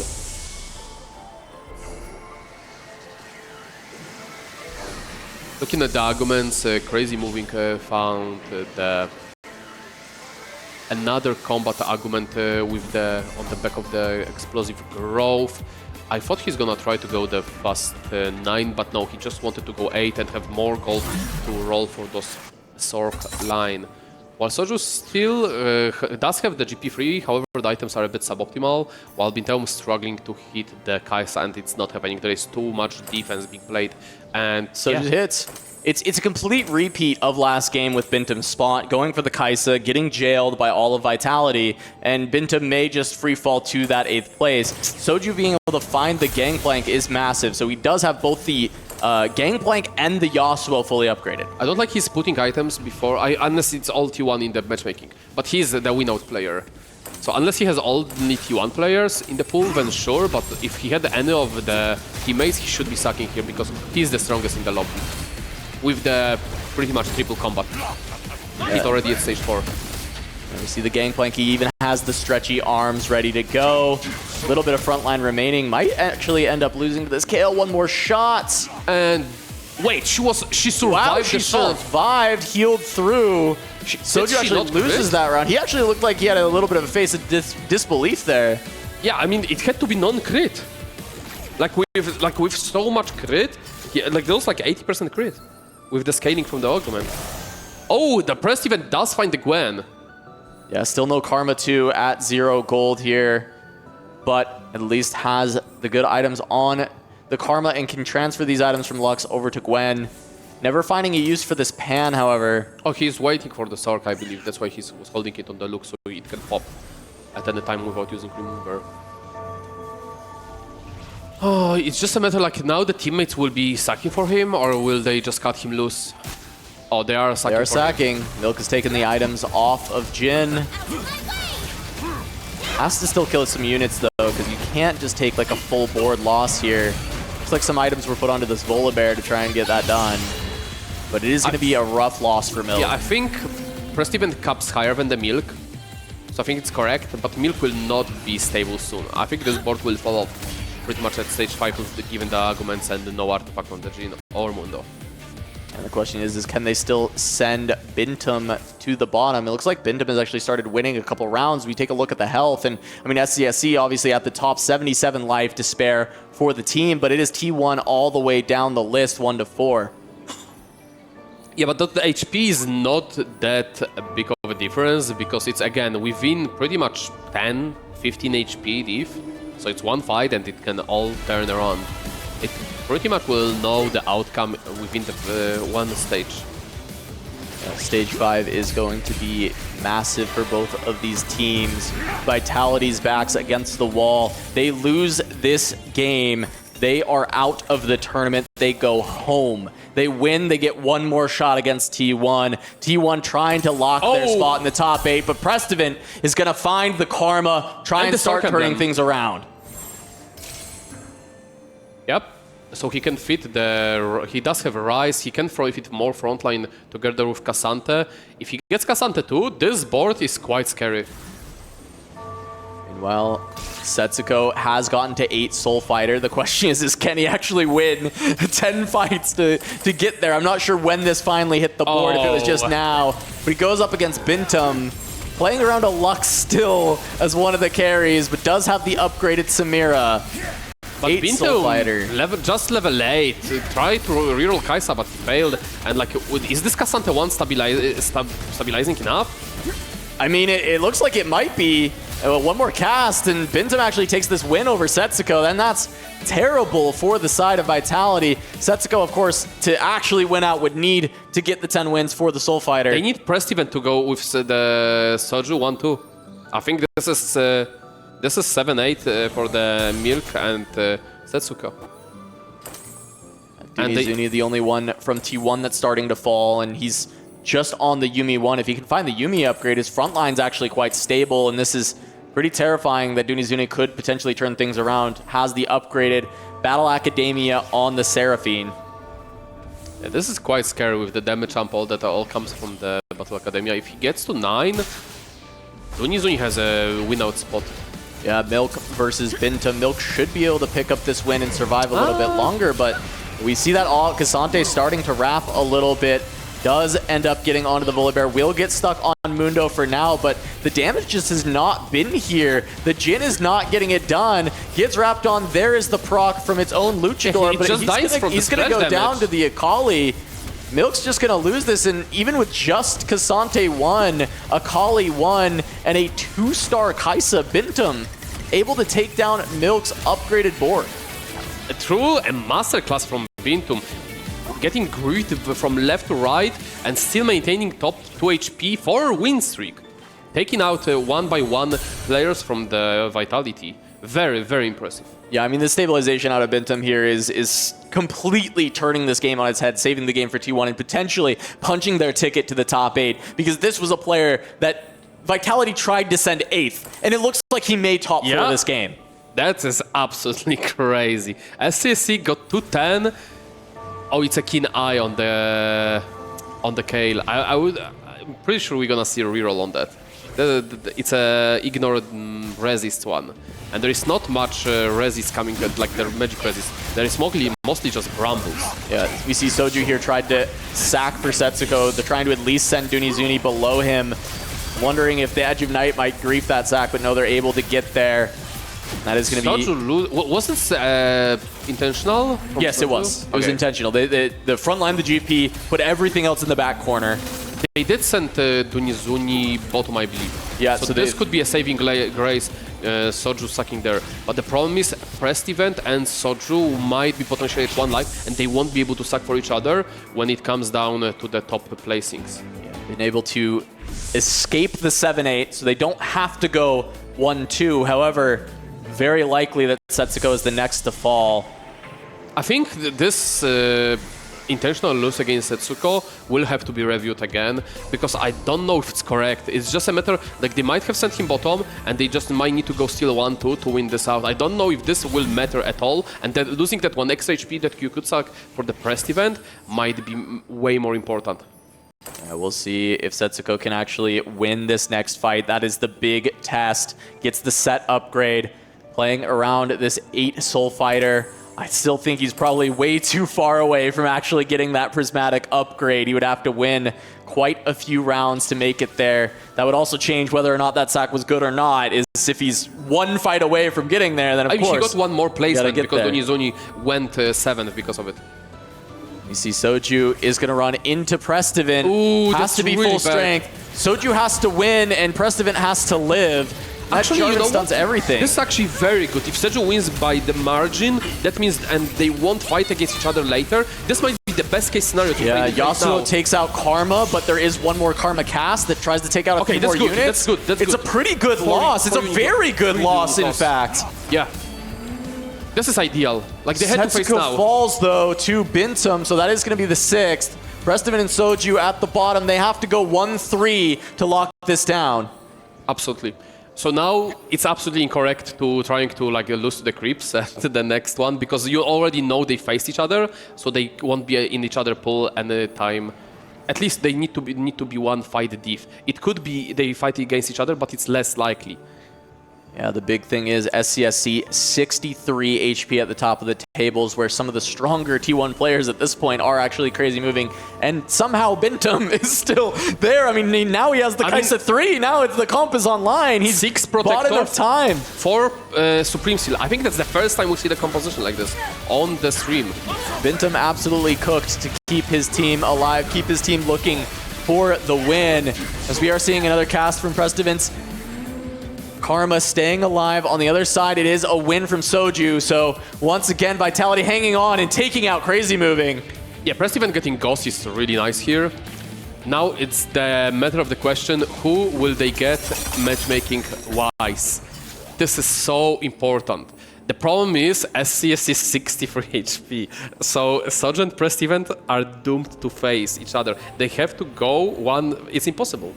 They have to go 1-3. They have to take out Bintum. Yeah, 2-3 is not enough. So, okay, if they need to take Bintum out. Exactly. Right. Yes. If Bintum goes down, it doesn't matter how much HP SCSC has, because it's just about can Vitality They both chase beat there. him, I think.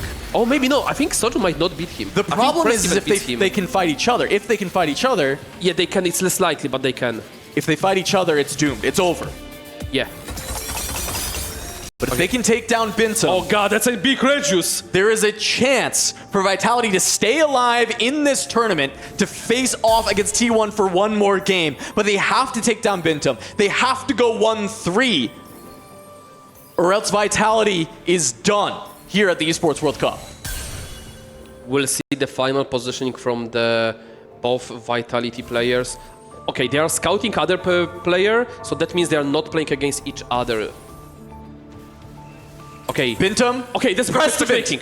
Prestivan needed, like, Prestivan has a better matchmaking into... Big stun from Jarvan to start things out. We have to see these casts from Karma. We need the Sork resets to start coming through for the hopes of Vitality to continue. The big shields from the protectors, but Karma is still going, still alive, takes down the Cassante. Bintum goes down. Prestivan is still alive, and Soju is beating SCSC. Now Vitality just has to take the win. It doesn't matter which one survives. They just have to topple SCSC. Now you have to decide which of the players has a better pretty much matchup into SCSC, because like Soju could beat Prestivan here because his board is way faster into the Prestivan. However, Prestivan might have better matchup into SCSC because of the natural a lot of HP on the board and just being 6 Wraith, being able to scale up. Is it better into the GP board? Is it better into the Sork? The players might have to determine it, and they choose not to. Okay, they are not fighting against each other, so they don't have to decide just yet. The Soju will have a Ghost, and we'll find out if the Prestivan can beat the SCSC. Yeah, the big saving grace is SCSC not being able to find one of the best in slot power-ups for this kill. Still on the keen eye, getting destroyed by Prestivan the first time around. I think Soju has to open.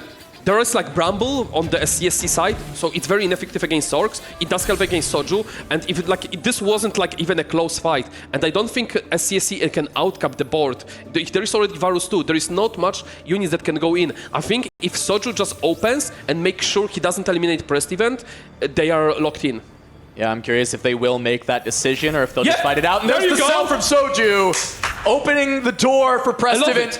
Putting everything in the hands of the newcomer to the team, replacing Toronto Tokyo in this tournament. Prestivan, all the chips on the table, has to take down SCSC to win this for Vitality, to give them one more chance to stay alive in the tournament. So Prest Event also positions now last second against SCSE in case SCSE gets his Ghost again.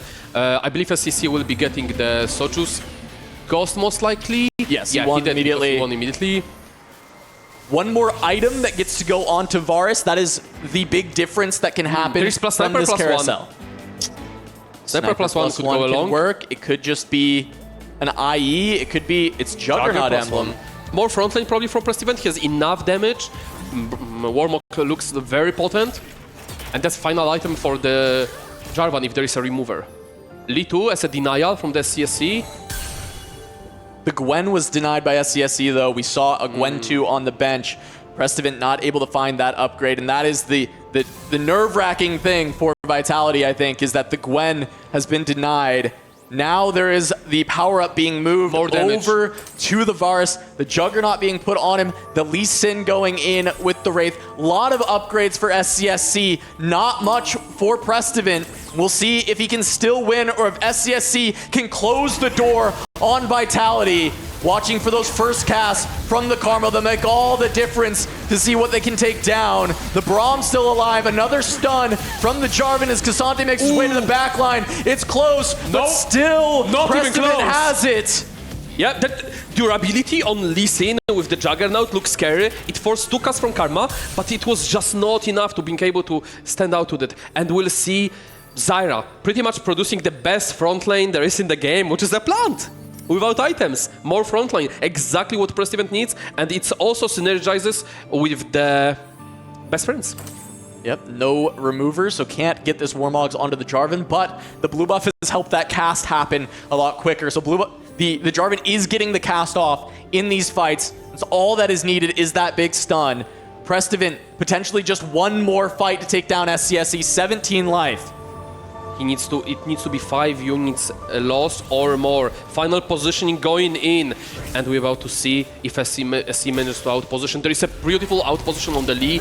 Zig will be getting 0 value out of the durability on the right side, and the Karma is spinning on the back already. Yeah, it's crushing the entire team from SCSC. Finally, the Lee's trying to take a little bit of this, but the back line does have the Swain tanking things up. The damage from Varus takes out a lot, but Cassante is there, and he will win the fight, but SCSC lives for one more. Prest Event trying to hold all the hopes of the Americas, all the hopes of Vitality, and SCSC is a wall that won't crumble. This looked way too close. The problem is Gwen took too much damage early, like the DPS, like the Kayle was damaging her, Varus was damaging her. You want to put them on a safer side, and actually dodging the Lee might not be the correct play, because it's all about Gwen being safe, not about Karma damaging either the itemized frontliner or none. Yeah, and once again, another item going to be added.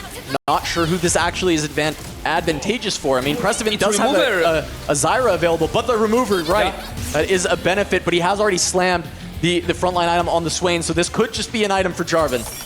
Yep, most likely. You just want more front for that Karma to get more cast, make sure the Gwen doesn't die. Looking for that Gwen too. Will he be able to fight it in? Okay, sell Zyra. Finds Gwen 2. It has to be Sell Zyra. Sell Zyra, Gwen 2. That is a big upgrade for Prest Event. Trying to find something better. Found a strategist. Yeah, reasonable to put in. Better than Zyra, I would give him question. No frontline item available. Oh, no, not repositioning?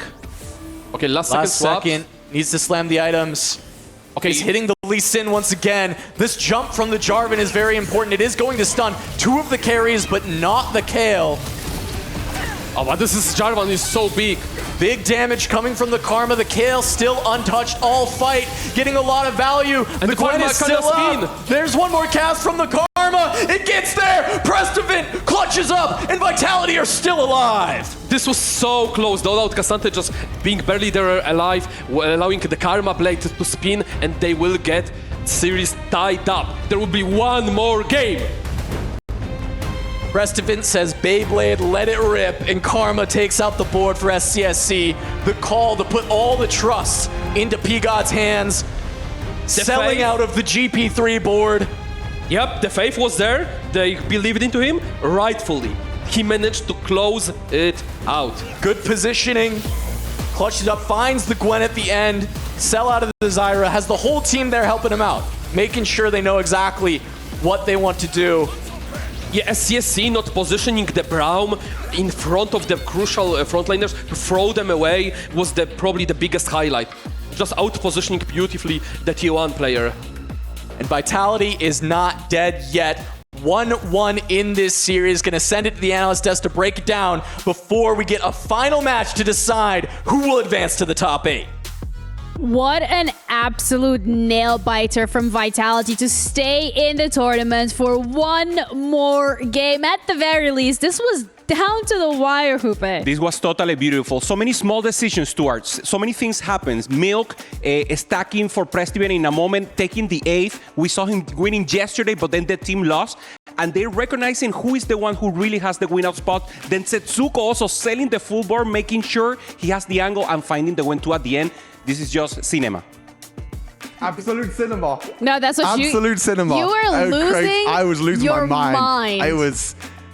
That's one of the best games of the Esports World Cup now, for sure. I mean, that's what we love about TFT. It comes down to the wire, Soju selling his board right at the end, and it comes down to the little plays, you know, understanding, you know, Soju and Presiven at the time, understanding that Presiven is in a stronger spot to beat that KO3. SCSC hit that KO3 in stage 2. He hit worth the wait, he had 6 KOs, and we were saying behind in the green room that, like, yeah, this KO is going to win out. This KO is just going to be too strong and get to that level 9. But Presiven hitting that Gwen 2 right at the end, that little bit of extra gold he needed. I don't know what more there is to say, to be honest. It's just absolutely crazy. So many things happens also. Only Soju was the one playing GP. So T1 decided, okay, let's not contest. Let's play the early game. So they play exactly what the game gave to them. They play tempo amazingly. There was a moment where we said, okay, it's done. This is the game for T1. And then just wrapping it up in the end, I love the gameplay. I love the teamwork, especially, Stuart. This is what we want to see from Vitality. I mean, overall, like, the loot subscription definitely put a spanner in the works as well. I think the early Spatula meant that there were some very interesting compositions as well. We had the Prodigy on the Wandering Trainer as well. We had Setsuko for going for Soul Fighter, potentially going for Lux reroll, rolling it was to zero a Lux tempo in the end. I mean, tempo into try and make sure you don't go 8th, basically. But there was so much going on. That's the wonders of loot subscription as well, that it just offers and just you get so much from loot subscription, and you don't know what you're getting as well, so you have to adapt as the game goes on. And at the start, I felt like it was T1 the ones that were actually adapting better with the spatulas, building things like Supreme Cells on Cassante, but in the end, it's the win-out comp, it's the Sorcerers with the 5 costs. President win it all. Yeah, we saw a CSC playing tempo, playing with a different atomization there on the kill. Normally we see double crit. No, he played tempo. He worked for the just simply full value and trying to also heal the front line. In the end, the GP from Soju also did amazing. That was also a win-out possibility, but no, he decided it's not strong enough. Losing against the kill here, there was a moment where we thought it was totally over there for Vitality, and then they ramp it up in the end. Here's the Gwen. Bastion Gwen, normally she dies in the front line, and she was able to cycle the ability, taking the win and accessing the back line. It was just absolutely crazy to see. I think that, like I said, the big thing of this game, I mean, look at this, 1v1 as well between the Cassante and the Varus, and at this point you feel like there is a chance. There's a level difference and everything as well, but yeah, celebrations from Presiven in the end. I mean, what a performance for him, a player that was supposed to come in last year, you know, wasn't able to come because of the qualifying points of the qualifiers last year, comes in this time and saves Team Vitality, and now it's just one game of Teamfight Tactics celebrating T1 and Team Vitality. Yeah, both of these rosters are now absolutely down to that final lifeline in this match 3 that we're going to be looking at just shortly. But I think it's really important here as well to highlight the mental prowess that we've seen from Vitality, because we were sitting here thinking, oh wow, okay, that's over. You know, Hubsan, you touched upon it as well, where like in a lot of positions we were thinking like, that's it, that's a T1 win. But Vitality didn't give up. They stayed locked in. They found a way somehow to get out of that scenario. We saw it in their faces. Even though when I thought everything was doomed, they were locked in. They were actually still conversating. Milk, who was 8th and lost, he was being the strategist. He was talking to the rest, making sure they knew what was the win down spot for them, and actually managing to make and getting that 1%, 2% play work is just hype. It's amazing. It's beautiful. This is beautiful, TFT. Yeah, this is like one of the very few games that we've seen go absolutely down to that very, very, very final last stage where we're like, is this gonna work? Is this not gonna work? Is the positioning okay? Was it a good idea to sell the Zyra? Should you have kept it? Oh my gosh. It was, I mean, the positioning in the end as well, I think is a key factor because President was actually deciding his items on Gwen, what were the best items on Gwen instead of positioning. We saw that in the fight beforehand, it was very, very close because Kale was the opposite side of the Karma, which meant that the Karma struggled a little bit to try and get onto the backline to try and kill that Kale. But in the end, the position didn't matter. The Gwen 2 upgrade, we saw SCSE had a Gwen 2 on the bench. He was trying his best to make sure that this Gwen 2 wasn't going to go in the hands of Persephone, but in the end, he got it, and I think that's what made the big difference. Yeah, Alan also mentioned in the casting desk, the Brown positioning may be a possibility for T1 if they manage to get the tank out of the way and the Kale access into the backline, but in the end, it wasn't enough. It was Vitality show at the end, and this third game, Genie, will be probably one of the best, if not the best of today. Oh yeah, whether or not one of these titans is gonna knocked out is no longer a question because either T1 or Vitality will go home on this third day of the Esports World Cup. Who's it gonna be? Stay tuned to find out.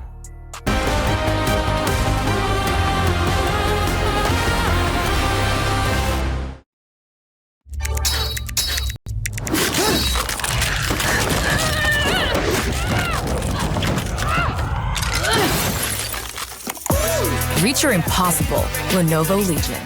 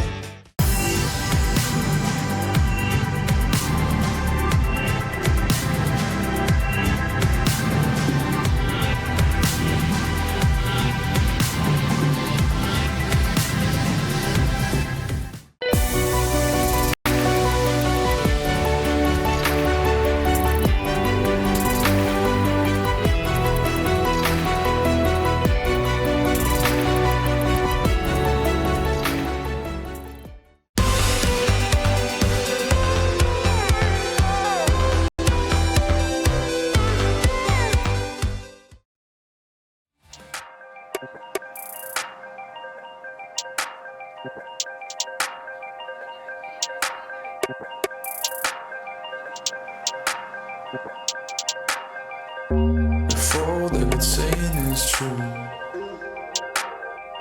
there's a war before your eyes. Tell me, can you see right through? Right through, right through. Down through the wires and the pipelines. We go disconnecting from the city and the skyline.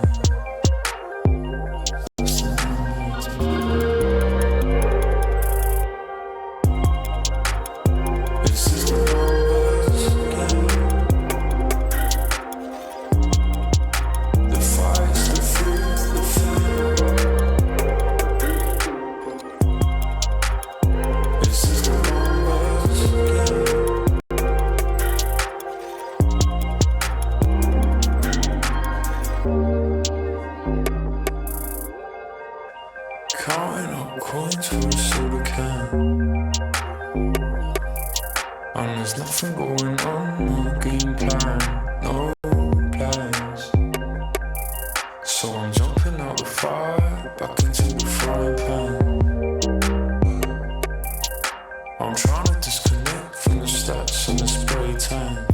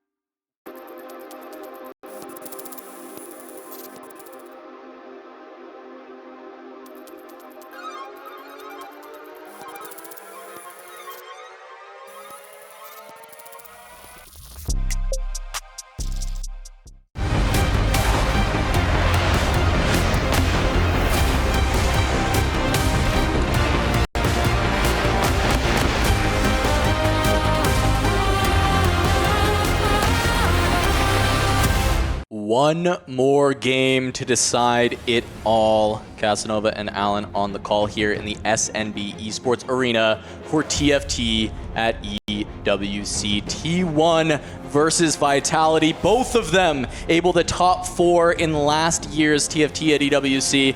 Now fighting for their lives to even make it into the top 8. 1-1 on the series, and we'll see who can get it done. It's crazy to think one of those teams will be out after the next game. The games we've just had, oh boy, and thinking that there's plenty of us ahead throughout the whole day, man, I can't wait. Yeah, we are starting off strong here, Alan, for sure, with T1 versus Vitality, 2 tournament favorites. One of them walking home with 0 club championship points after this, 0 chance to make it any further, and the other gonna lock in that top 8. But even a top 8, I think, disappointment for these teams if they can't push it further, as both of these teams coming in as favorites to win the whole thing. T1 making the final last year, Vitality making top 4, both of which falling to the Wolves, and both of which wanting the revenge to try and find a chance, but they won't even get their chance against the Wolves if they can't win here right now. Absolutely. The pressure is on. Both teams, as you mentioned, favorites to win. It might get into the head. Again, all of the players are individuals that are quite skilled, but when it comes to the team, you put it away and you play as a team. The problem is if the pressure gets there. On top of that, you might be thinking, oh, I might need to pull some miracle for my team. But no, you have to play as a team. You have to lock in and don't do any Hail Marys unless it's agreed with everybody. And we saw it in that last game with Vitality. Soju, put the ego aside, sell the board, say, Prestivan, we know you got this. We know your Sork Sport is the one that has to take down the Kale. And he does it. 4 fights back to back to back to back, finding those victories. One finding a very narrow victory on the back of the Cassante, but still able to get it done over SCSC in the end. And absolutely determining that the GP board without proper items and facing Brambles, facing Brown, which is a counter to melee units. One bad positioning and boom, Soju's board is gone. And they couldn't afford to have that bump where Prestivan, he just needs to properly position Jarvan, properly get a snowball effect, and he was locked in. But the final match will be with Yasuo and Counter. 3 gold augments, just as Mortdog intended. A fine balanced game, no invested, no egregious spot, except treasure hunt and solo leveling, perhaps? Well, a couple of those. You know, there's the mentor augment, right? You know, the teachers coming in. And, like we've seen last game. It's pretty good with Gangplank. But we're going to look at SCSC here. Grabs one of those mentors in Yasuo, but also Swain, notably. Crystal Gambit. There's potential to maybe go for that in the early game. Try and put it all on the line with some Gamba. Yeah, absolutely, and it's been one of the stronger frontliners for stage 3. It's quite hard to kill. If he picks up like Anima Visage, if he picks up Gargoyle, this win could be quite potent just for the win streak. On the other side, we have Yasuo if he finds that early GP or some type of some edgelord board, or solo leveling Yasuo is quite potent as well. Not as GP, but hey, Yasuo is pretty good. And I mean, SCSC was trying to be the hero for the team in the last game, saved so much HP throughout that entire game after getting that early Kale pickup with the worth the wait, but not able to convert the first at the end of the day, not able to find the best power-ups, not able to get towards the Kale 4, as we are going to have Setso potentially looking towards this Katarina reroll with the over 9,000 stacking right away. Yeah, this argument on the certain units is beyond broken. If you look at the units like Kale, it's not as good because she cannot utilize the mana regen. But once you get to the units that actually can use it, such as Katarina, once you get like 6 mana per second, this unit does some obnoxious things. Yeah, it's every single stat gets to be used in the Golden Guillotine even being an I think it's time right away when you're already angling for Katarina, get you another copy, and that copy makes it a 2-star since it was a pair on the bench. Kalista 2. Ezreal 2, Katarina 2 with a good slam. This is looking very good. Setsuko Last 2 games, didn't have too easy of a time, but hey, Mort got his back this time. It's his time to be the star, to be the ace on the team. Everyone's got to look to this Setsuko board and see how can we support this? Is there anything that we need to do? Or is this just going to be tempo and Setsuko is just supposed to hold on to a ton of HP with this? But considering the over 9,000, the cap out potential of this is absurd. Absolutely. We're gonna see most likely reroll Katarina here with the 5 Battle Academia, 2 Executioner, eventually could be 7.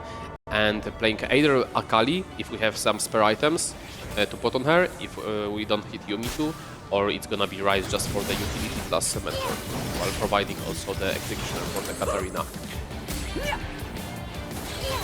We see that Breast event will be more on the open side of that, so he picks up the Clutter Mine, so looks like a fast 8 kind of board, crazy moving, so far just having the Artifact pickup, some on the front lane, I believe. We didn't catch it. STSC got the Treasure Hunt, which is pretty solid. Bintome goes for the Stars Are Born, looking for the GP.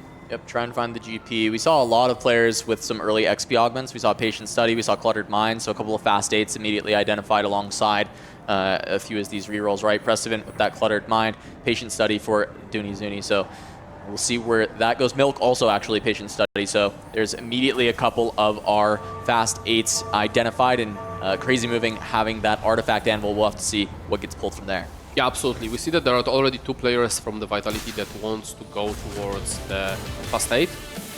So I would be surprised if Soju is one of them, because he's probably with Salvaging going for more of a reroll line. SCSC looking like he's... Is he gonna contest Katarina? Like, this bench only looks like a Katarina contest, but it might be anything. It's interesting, he has the Treasure Hunt as well, so yeah, it's definitely one of those very strong augments, but we have seen it crash and burn when the wrong line is selected. I'm curious because we've seen Milk have a full cell board.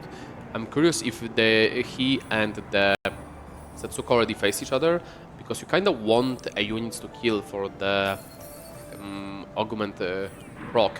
So like a little maybe optimization if it would allow him to make econ and make sure he loses to the players.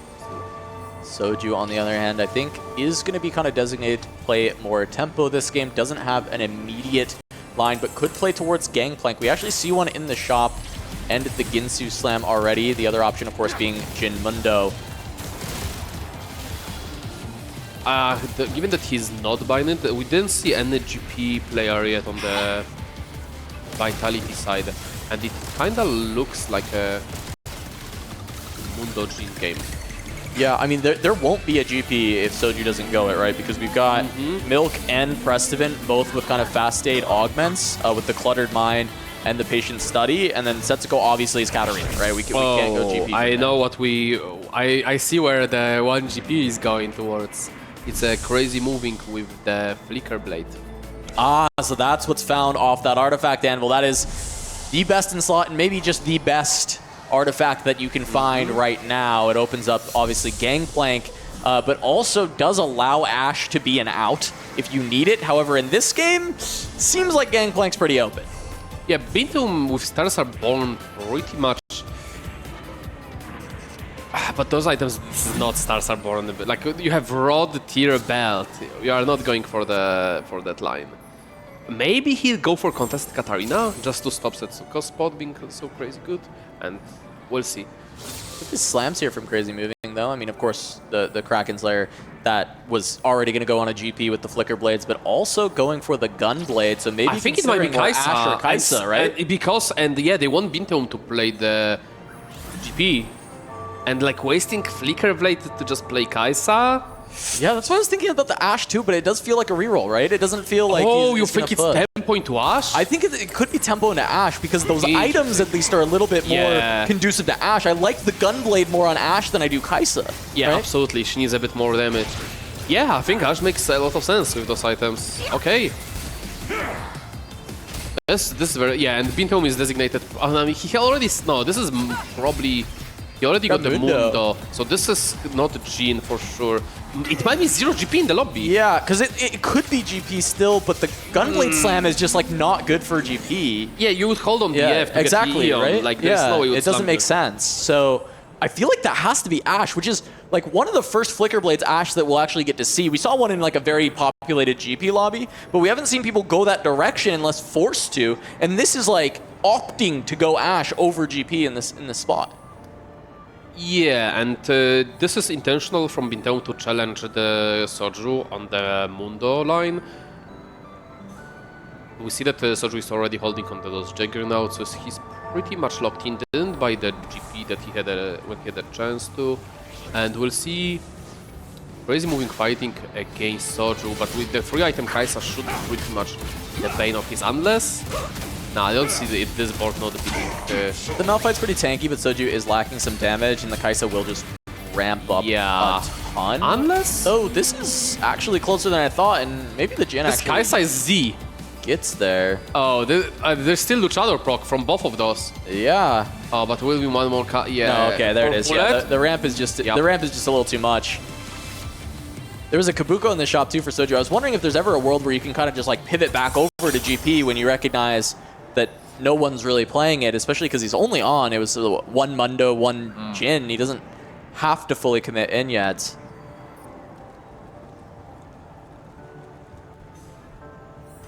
Yet another GP showing up for Soju. He just keeps finding them and he shops. Yeah, the regrets might be there. Setsuko, however, closes on the 5 streak as expected with that big opener Katarina too. Yeah, no full open, full loss. 69 HP. Well below the next in the lobby with Bintum at 82. Insta sell that. Don't get that Katarina out of here. Yeah. Save it for Setsi. Exactly. We'll see if we're gonna see any contention there, but two Nars might lock him in on that Mundo GP line, Mundo Jin at the end. While on the Dunizoni we see what something looks like Sorks most likely. Hold some Prodigy line. Still be Prodigy, right? He's holding both Lucian and Ezreal. The thing is, you don't prio avoid stuff if you try to go battle like the Demia because of the true damage. And it's gonna be contested as well by the Setsuko, so it's less likely to hit if you're fast hitting. You want to play something that will be less common across other players, given that you have to stabilize after rolling. Yeah, it can still go on the Malzahar, of course, and spread across the entire board, but I mean, you're right. With the true damage, it's way less necessary. It may not have been the ideal slam early. It's still open between the two lines, and I guess if he just hits a bunch of Yumis or hits a bunch of, Battle Academia, he might just go that route. But Sork's probably a better spot, as we do have a GP2 for Prestivant now. Yeah, I believe that SCSC will be playing GP, that's why they are opting out, both Bintum and Crazy moving. Because like otherwise his spot is looking kind of rough if they'd rather just make sure that one treasure hunt player has a better spot. We see there is a heavy crown. Ring the bell. Wow, heavy is the crown taken by Bintum. Spicy. Is it? It could be it could be just Mundo item. Oh, Mundo item? Yeah. I guess it's that, a like, region. it just doesn't die. Yeah, exactly. I haven't seen that. That's so spicy. Like, it's time? Is it time? All the cards on the table. Like on heavy Jin? is the crown Mundo. You can put it on Jin for now. And I then mean, Mundo... it's just worse than Rage Blade. It gives you less damage than Rage Blade. It's just... Yeah. Maybe it's Mundo. Come on, put it on Mundo. You can close it. Trust the boy with the chair. Are we really going to see heavy as the crown Mundo? Is this another game where we see like 3 Leonas from Bintum on 6?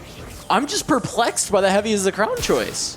And it is on Mundo. Oh, Soju rolled down and he's only seen one Jin. This is tragic. And we do see heavy as the crown on the Mundo. Yeah, it does go on Mundo. It's just a Jin 1, so it probably works out for this fight for sure with the Luchador proc coming through. Look at the HP healing. This Mundo is not going down. Yep. This is crazy.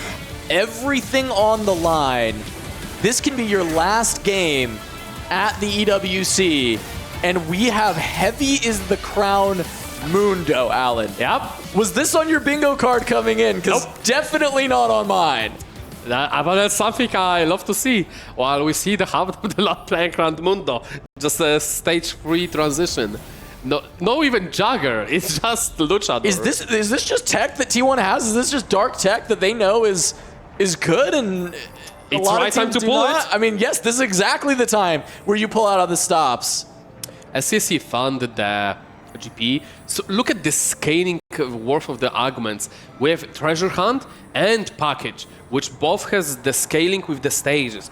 Like SCC is definitely the players dedicated to go for a win out in this game. Get on board with Crazy Moving, and now pivoting towards Gangplank. I mean, just for the At stage. least for now. But it has the Akira to Mentor zero. augment as well. Wait, I'm confused. I was talking about like how there should be 4 GPs per lobby, but like... And yeah, as you said, he rolled the 0, right? So this is not Ash anymore. Maybe because of the Intum items are kind of bad for GP, so they're like, okay, you take it. You take it. Could be the augment that he hit as well, right? Yeah, he has to be pivoting. And SCSC what? Like, he has 4 mentor already. Yeah, he does. I mean, he's got the composition together. I have no idea what they're gonna do. I am so confused on this T1 strategy here. Seems like they're contesting each other. I mean, now I think they're just taking the spot. adjusting. I think they're just adjusting their game plan. This is completely fine, but I'm just curious where it will go. Because before the stage 3, it was clear direction. Bintum Mundo, SCSC GP, Crazy Moving, perhaps Ash, and then they readjusted the plan where Crazy Moving goes for GP due to the arguments and itemization, and SCC items being so egregiously bad, he might be moving out of GP towards something else. And I guess he will have a lot of money, a lot of resources with that treasure hunt, but he does still kind of need to reroll because it is the treasure hunt. At least at some point in the game, he has to get those through. I mean, he might be just rolling next stage. That's true. And just use it as a tempo. Go for like the pivot into all-out Cassante maybe. Oh, he does find the red plate. I don't know anymore. Just the two-way GP, I guess. I mean, yeah, we did say, hey, GP might be good enough that you can have multiple players play it, but then it does hurt the win out of the GP player for T1. It just makes it, well, they might not need a win out. 4. They might have just have a different player for win out, and they would just want 2 players in top 4 with the GP. Yeah, and Setsuko's getting to hold a full GP2, has 5 Katarinas, 30 gold. Still stacking up with the this items over for 9,000. the Setso card now not too hot. He did find the initial strikers plane, but no Ion now, no Hodge, and just, yeah, rough for now. Probably bleeding. Taking stock of the HP. I mean, Milk, I think we have to call out 27 life left, right? Full loss Steven streak. finds the bronze for life, which might indicate the GP as well. We weren't sure what's the... Yeah, we thought he's gonna go fast 8, but with the bronze for life... Oh, I think it's gonna be all out for Cassante. So we saw that he could go GP. Earlier, he did hit the 2-star and he was playing it with the Cluttered Mind. So it's gonna be Tempo GP. It was never gonna be reroll. I think it's Tempo GP into all out Cassante. I could see that. I could definitely agree with that. The Zac Aatrox variation that could go into Sorix variation later on with the Gwen. But what is going on with Milk at this point? Because he had the fast 8 slot.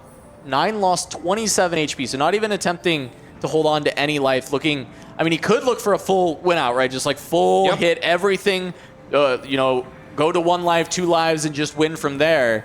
But I guess it's going to be 4-1 from Milk. Full roll down and see what he can hit.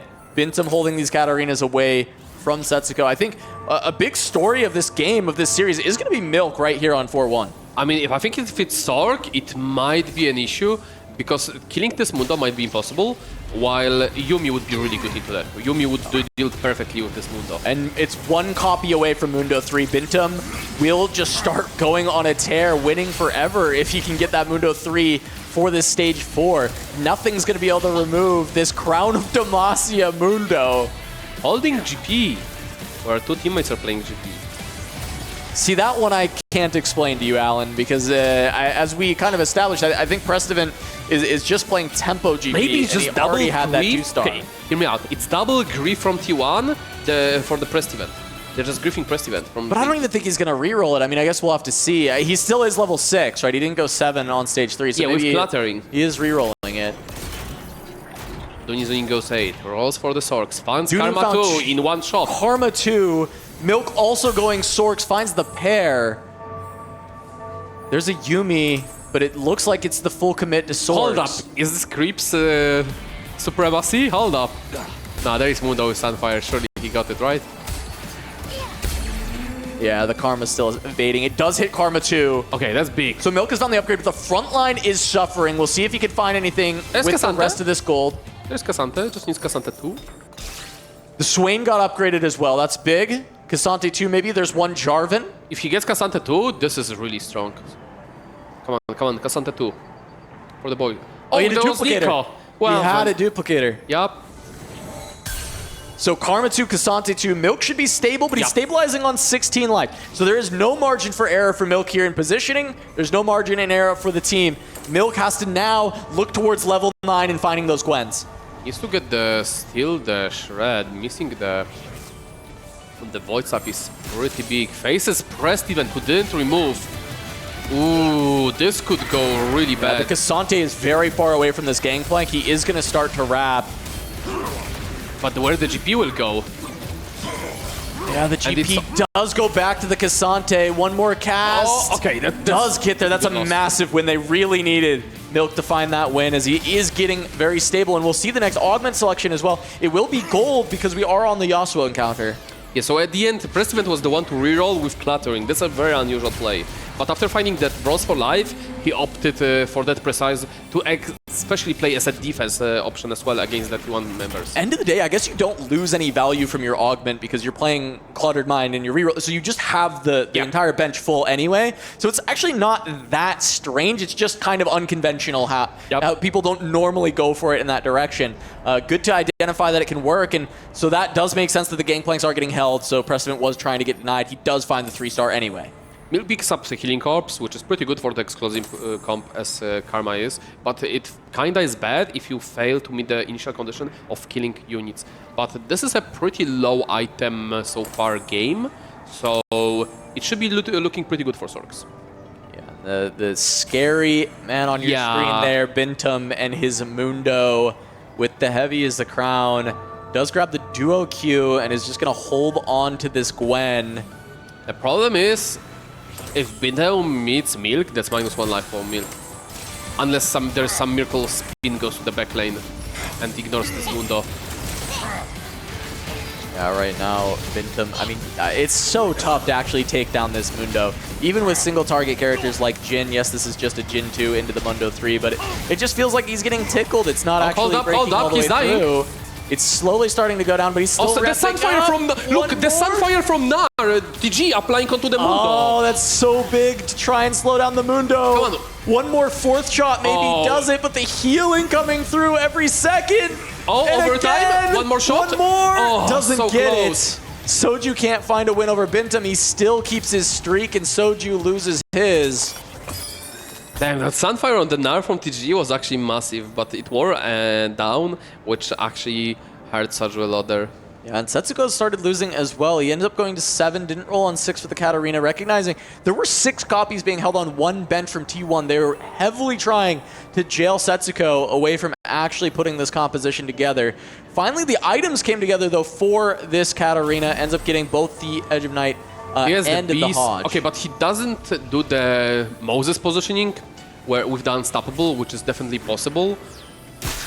Oh, Milk is at 1 life. Gotta be careful. It looks like they planned this positioning to try and get the Katarina over onto the side away from the Karma. And it looks like it will be enough. We'll see that Edge of Night proc. One more cast. This Katarina is starting to wrap, but there it is. Got a good loss. Milk holds on, but Milk actually did take a loss and dropped to 6. So he is actually just 1 life now. I mean, there was a question at 16 during stage 4 that would always be 2 lives, but it could be 1 life later on in the game. But now it's just always 1 life for Milk. 0 gold. Can he find stability as this Mundo doesn't want to die, even though the backline has disappeared? It will be finally a loss for Bintum, as Prestivant will stop the win streak. Okay, so they have Soju and Prestivant who are at a very good spot. So Prestivant will not be losing anytime soon, unless maybe to the Milk. And the problem is once the Milk faces either teammate or the Bintum. Those are the problematic matchmaking. And I think they cannot be sacking for him that much unless some of the T1 members will be close in HP. I think he has to do on his own at this point. Yeah, they just need him to win. He just has to win fights. And Milk, I mean, they've put it in his hands before, right? They've said, Milk, every time he has the spot to win out, he will take it to the 1-2. Now, I'm not sure that the spot he's been given here is a win out, but he has found the Gwen. He's found some of the pieces that he needs to try and make this happen. The problem is the gold. He still has the patient study to scale up if he can make it to that stage 5. The thing is, I believe they can send SCSC 8th because he played again contested GP. He didn't find good items early on. He's trying to reforge the artifacts. What did he find? What did he find from reforge? Oh, okay, that was probably nothing good because he just made the Kraken, and the final artifact will go probably on the Yasuo. And he faces... Milk finds Bintum. The question is, can he break through this Mundo with the Crown of Demacia? The damage is slow from the Jhin. The double cast on the Mundo. There's the Shred, but it's just not getting there. Oh, the targeting from the Jhin. It's now on to Karma, and she goes down. It's just going to be the Shadow Clone remaining. And the Jhin is still alive. There's the all-out from Cassante.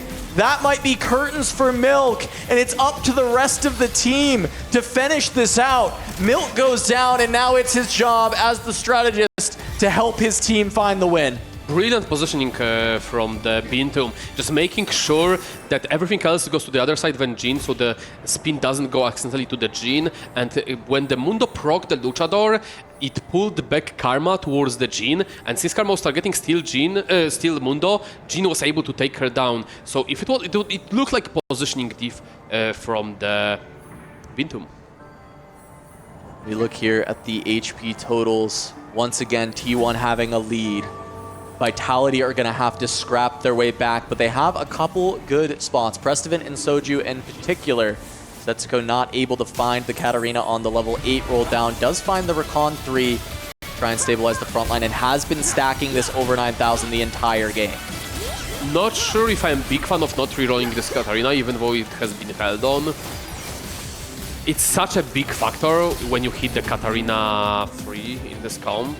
I mean, level 8 is pretty big spike as well, 7 Battle Academia, and stacking the over 9,000. But they decided, okay, we don't need to win out player, we just need HP. And HP comes with levels, when you can put up additional units and scale up a bit further than Katarina. And we'll see if it's gonna pay off, given that Milk went AF this game. And they were putting hopes into Milk, which failed. They have to find their way to scrap back. Loss here means you are out of the Esports World Cup. Everything on the line. This Vitality roster loves 4v4. They put their streams on hold to work together to try and become the best team possible. Anything but a first was going to feel like failures, and they may not be able to even cross into the top 8 with T1 as such a big opponent to try and break through. Both of these teams with such high expectations, one of them is going to have to fall far short of them. Yeah, it's going on the absolutely back of Bintum, going for that Heavy the Crown Mundo tech, which was able to take down Soju streak, which was able to eliminate Milk at the end. Big tech going through there. Yuumi upgrade found for Setso, so not having the Prodigies, but 7 Battle Academia with a secondary carry coming through of the Yuumi. Has the Akali upgraded as well, so the 4 costs are available for Setso. It's just this Katarina that's not upgraded yet. The main reason why Setso might have decided to go fast a part of the units being held is the climb the ladder to just scale it further, go for the Yuumi secondary carry, and like those extra stats provided from the climb the ladder might be being slightly better than trying to hit the Katarina free. Meanwhile, we're watching SCC did hit the rapid fire from the Reforge, which is pretty massive. That's very good. It scales as well with that stretchy arms, just so you can play the GP as a backline carry early on.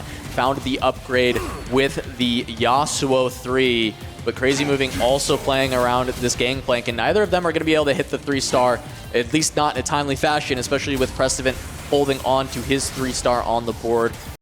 So what's stronger, Yasuo or Rakan 3? It looks like Rakan. It looks like Rakan is just a bit better, yeah. I think the Inox Spark being a big difference there to have the extra damage actually make it happen, but that's a big win as now the Vitality players are being able to stabilize the HP gap between them and T1 as Dunizuni does hit a Braum 2 as he goes straight to level 9, really starting to ramp up this 6 Sorcerer comp. At 20 life, Vitality really needs to send Dunizuni to 7th place because Soju is in a free fall. Yeah, Soju needs to find stabilization. He pivoted out of the Jhin to play TF, plays Random Ash, which would love to be something else. Soju was just there to save HP, to play the tempo. Go with the Mundo, fast 8, play 6 Jagger, whatever he finds, and then dump big TF. And as you mentioned, it's gonna be a free fall. Yeah, and especially with the upgrades that Dunizuni found, this is one of the big matchups that you really needed to win. But the Braum upgrade is so huge. Now the TF cards are actually making it to the Karma, though. Can it be enough to take her down? It's not. Soju's going to take yet another loss, and it was to Dunizuni, who is exactly who they need to be losing rounds right now. Yeah, this loss is absolutely massive. It might be the turnaround here for the T1. If they send Soju 7th, it will be close to impossible to pull back unless Setsuko hits the Katarina free. Yeah, because Setsuko absolutely does not have a win-out spot, and Soju is now on the chopping block. 1 life left. No upgrades found. This might be it. Not with a boom, but with a whimper. Vitality losing milk and now not having enough in the tank to push through. Soju has to avoid this 7th, but the rolls found nothing. A bit of misclickings on spreading the gloves there. Decides to put TG on the Aatrox over the Crown, which is interesting. Facing off against Crazy Moving, the Flicker Blades, Gangplank 2, just showing the power of that unit. And yeah, there's this Mundo 2 that's going to try and hold on, but the damage from the Twisted Fate is just not enough.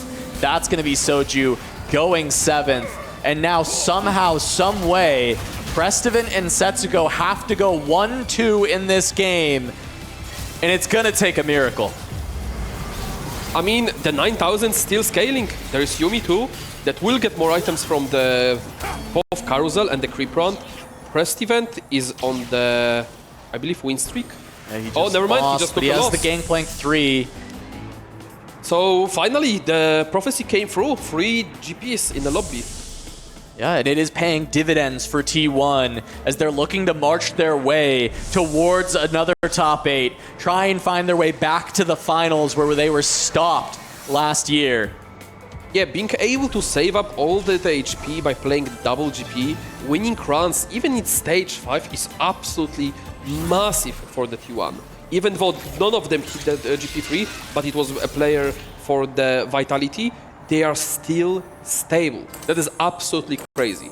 And Binteum finally falling off with that Mundo, but he did his job. Prestivan cannot afford to lose another round. They need the ability to have Setsuko sack for him later. They have to be able to take everything out so they can go 1-2. Crazy Moving, having 64 HP, might make this nigh impossible for Vitality with that last loss that came through for Prestivan. Popping out the crown, just making sure if he faces teammate, he doesn't die from one shot here. And I believe he has to put it back. Oh, he wants to he's just sacking. His spot. Yeah, he put it on the Gnar to intentionally die to the Crazy Moving, to not take any more HPs from him. What they're doing is very smart because he could beat him probably, but Crazy Moving has so much HP that Vitality won't be able to overcome because they'll be forced to face each other. So all they have to do is just preserve HP on Crazy Moving, and then even if now Dunizuni and the CSC would go bottom, they still can't go win. 1-2. I know, and they just faced each other. Setsuko did have to sack for Prestivan. So now they're both essentially on 1 life. There's a little bit of HP buffer where they can maybe get 1 more, but 1 is not enough when Crazy Moving is at 64 life. Once again, so they might look to sack for him. If the Dunizuni could sack for the Crazy Moving, would be the best case scenario, but like Dunizuni doesn't have the HP himself. Well, maybe he actually should sack. Either way, T1 just has winning so with much on the back life of the remaining.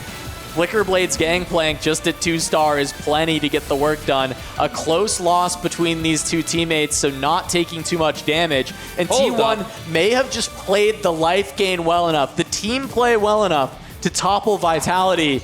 It is just a few more rounds remaining. Setso and Prestivan have to go 1-2, but 64 life on Crazy Moving. Okay, hear me out. SCSC dies to the creeps now, and they chill. And the T1 wins. It's possible. We'll see if he sells. It's just a matter, like, they will need to make a setup where Prestivan loses by, what, 4 units?